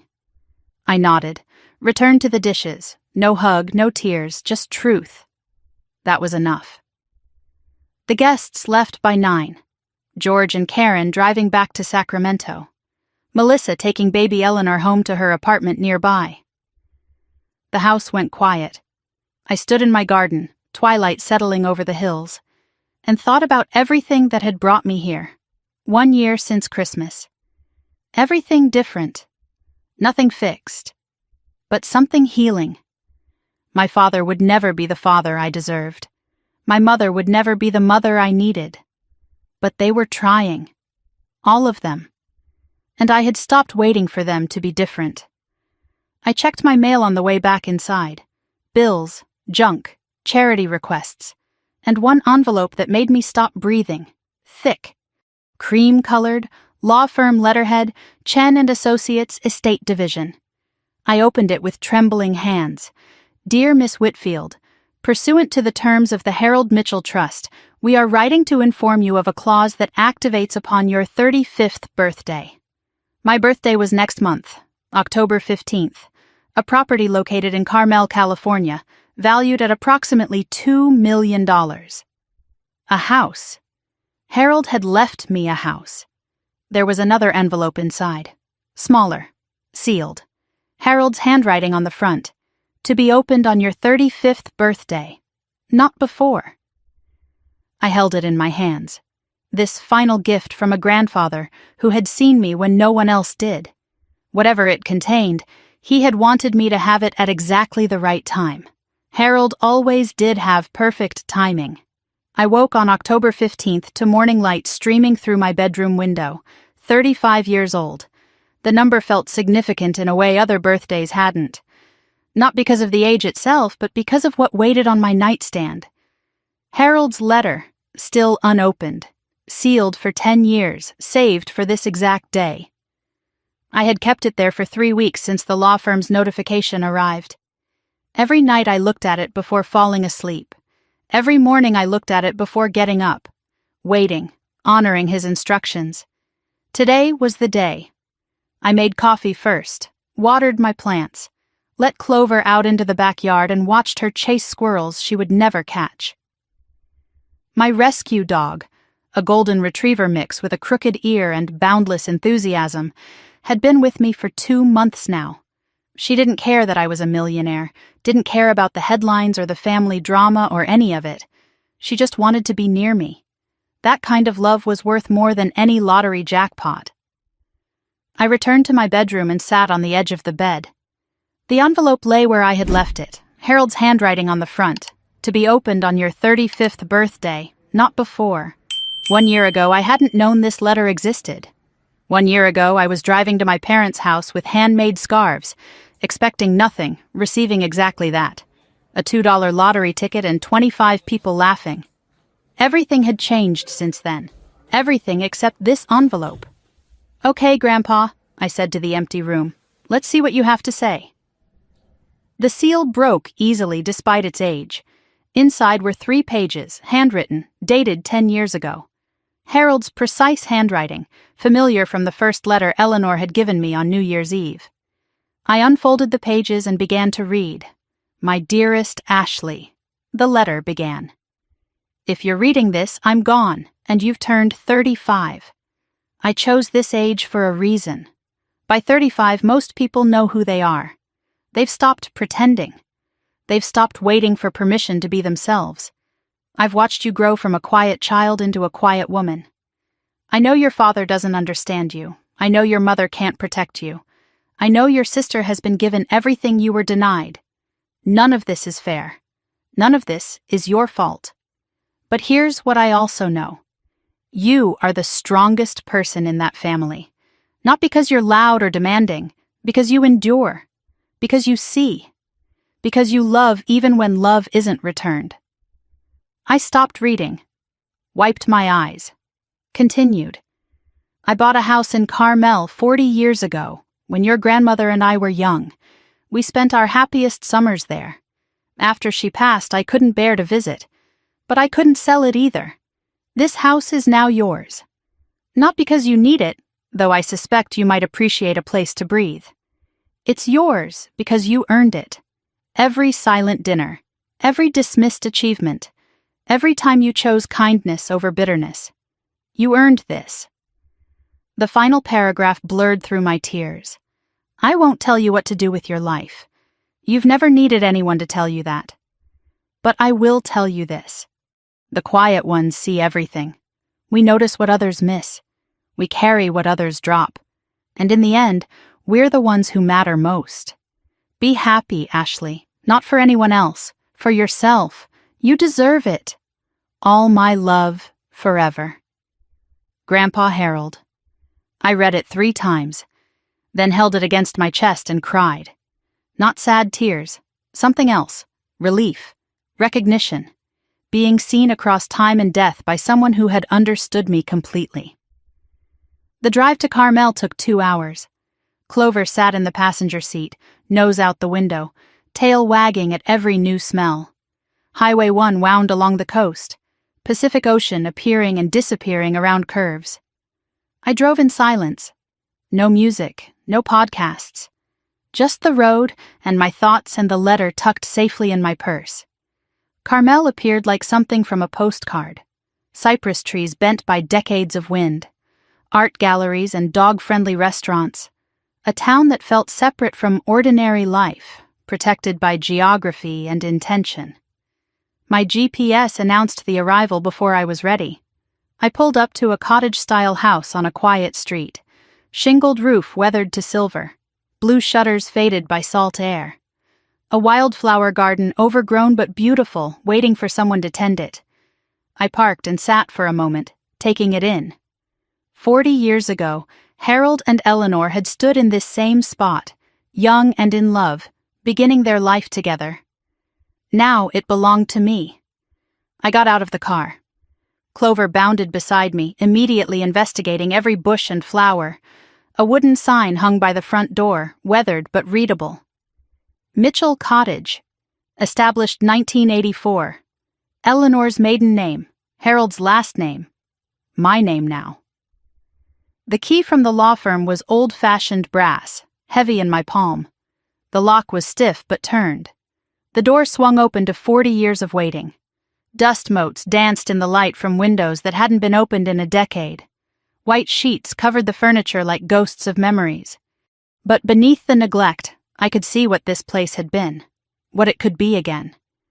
The kitchen had an ocean view, the living room, a stone fireplace, 3 bedrooms upstairs with sloped ceilings and original hardwood floors. In the master bedroom, I found a framed photograph on the dresser. Harold and Eleanor, young and laughing, standing in front of this very house. My grandmother I barely remembered. My grandfather who remembered everything. The garden behind the house took my breath away, overgrown but recognizable. Tomato cages rusted but standing, rose bushes wild but blooming. He had gardened here, too, just like the garden where he taught me to plant, where he taught me to tend, where he taught me that quiet things can grow. I found a guest book on the kitchen counter. Leather-bound, dusty. Mitchell Cottage Visitors. The first entry was dated June 1984. Harold and Eleanor Mitchell. First weekend in our new home. The last entry was August 2014, the year he died. Harold Mitchell. Saying goodbye for now. Saving hello for later. He had known, even then, preparing for this day. I picked up the pen beside the book and wrote the next entry. Ashley Whitfield. October 15th, 2024. Coming home. Eleanor's new facility was 20 minutes from the cottage. I had chosen it specifically for this proximity, though I hadn't told her why. Hadn't told anyone about the house until I knew it was real. I found her in the sunroom, wheelchair facing the window, watching other residents tend the garden below. A good day. She recognized me immediately. "Birthday girl," she said, reaching for my hands. "Come here, let me look at you." I sat beside her and pulled out my phone, showed her photos of the cottage, the garden, the view. "Grandma, I have something to show you." Her eyes widened as she swiped through the images. Her hand covered her mouth. "That's Harold's house. Our house. It's my house now." He left it to me. Eleanor wept openly. "Not sad tears, joyful ones." "He told me," she said through her crying. "Years ago, he told me he was saving it for you." "You knew?" "I knew he had a plan. I didn't know when." She took my hand, grip still strong despite her 91 years. "Promise me something. Anything. Be happy there. Don't just own it, live in it, fill it with laughter.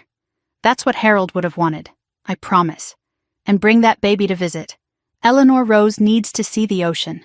"I will, Grandma. I'll bring everyone. Even your father?" I paused. "Even him. Eventually." Eleanor smiled, the same smile I remembered from childhood. "That's my girl. That's Harold's girl." 1 year later, I stood in the kitchen of the Carmel cottage on Christmas morning. 12 months since the Christmas that changed everything. 365 days of transformation, loss, healing, and growth. This year, Christmas was at my house. My terms. My space. My rules. The cottage had been renovated over the summer, fresh paint, updated kitchen, the garden restored to its former glory, but I had kept the bones of what Harold and Eleanor built. The character, the warmth, the sense of being somewhere that mattered. My guests arrived throughout the morning, Karen and George first, driving down from their apartment in Sacramento. George carried a casserole dish. Karen hugged me at the door. "This house is perfect," she said. "Harold would be so happy." George looked around at the cottage, at the ocean visible through the windows, at the life I had built independent of his failures and expectations. "He's here," George said quietly. "I can feel him." He meant it kindly. An acknowledgement that Harold's presence lingered in these walls, in the garden, in the woman I had become. Melissa arrived next, and she wasn't alone. Baby Eleanor Rose, 4 months old now, wearing a tiny Christmas dress and gripping a stuffed elephant. "She's so big," I said, taking my niece in my arms. "She eats constantly," Melissa laughed. "Just like her aunt used to, according to Grandma." We set up a video call for Eleanor, propping the iPad in the living room so she could see everything. Her mind drifted in and out these days. More bad days than good. But today was a good day. "Merry Christmas, everyone," she called from the screen. Her voice was thin, but her smile was bright. She could see her family gathered in the house she had loved, in the home Harold had built, in the place that would outlast all of us. Dinner wasn't perfect. It was never going to be perfect. George was awkward, still learning how to be a father without being a patriarch. Karen talked too much, filling silences that didn't need filling. Baby Eleanor cried through the main course and had to be walked around the garden to settle her down. But we were here, together, trying. I watched my family around the table and thought about where we had been a year ago. The $2 lottery ticket, the laughter, the humiliation, the discovery that would change everything. My father had a long way to go, might never fully become the father I deserved. My mother was learning, slowly, to be a person instead of a peacekeeper. My sister was becoming someone I actually wanted to know, and I had stopped waiting for any of them to define my worth. After dinner, I stepped onto the deck alone. The ocean stretched endless and dark before me. Salt air filled my lungs. Stars emerged one by one as twilight deepened into night. Clover lay at my feet, content and warm. I thought about everyone who asks me the same question. Did winning $250 million change your life? The answer always surprises them. No, not really.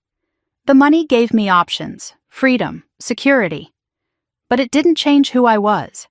What changed me was a single moment.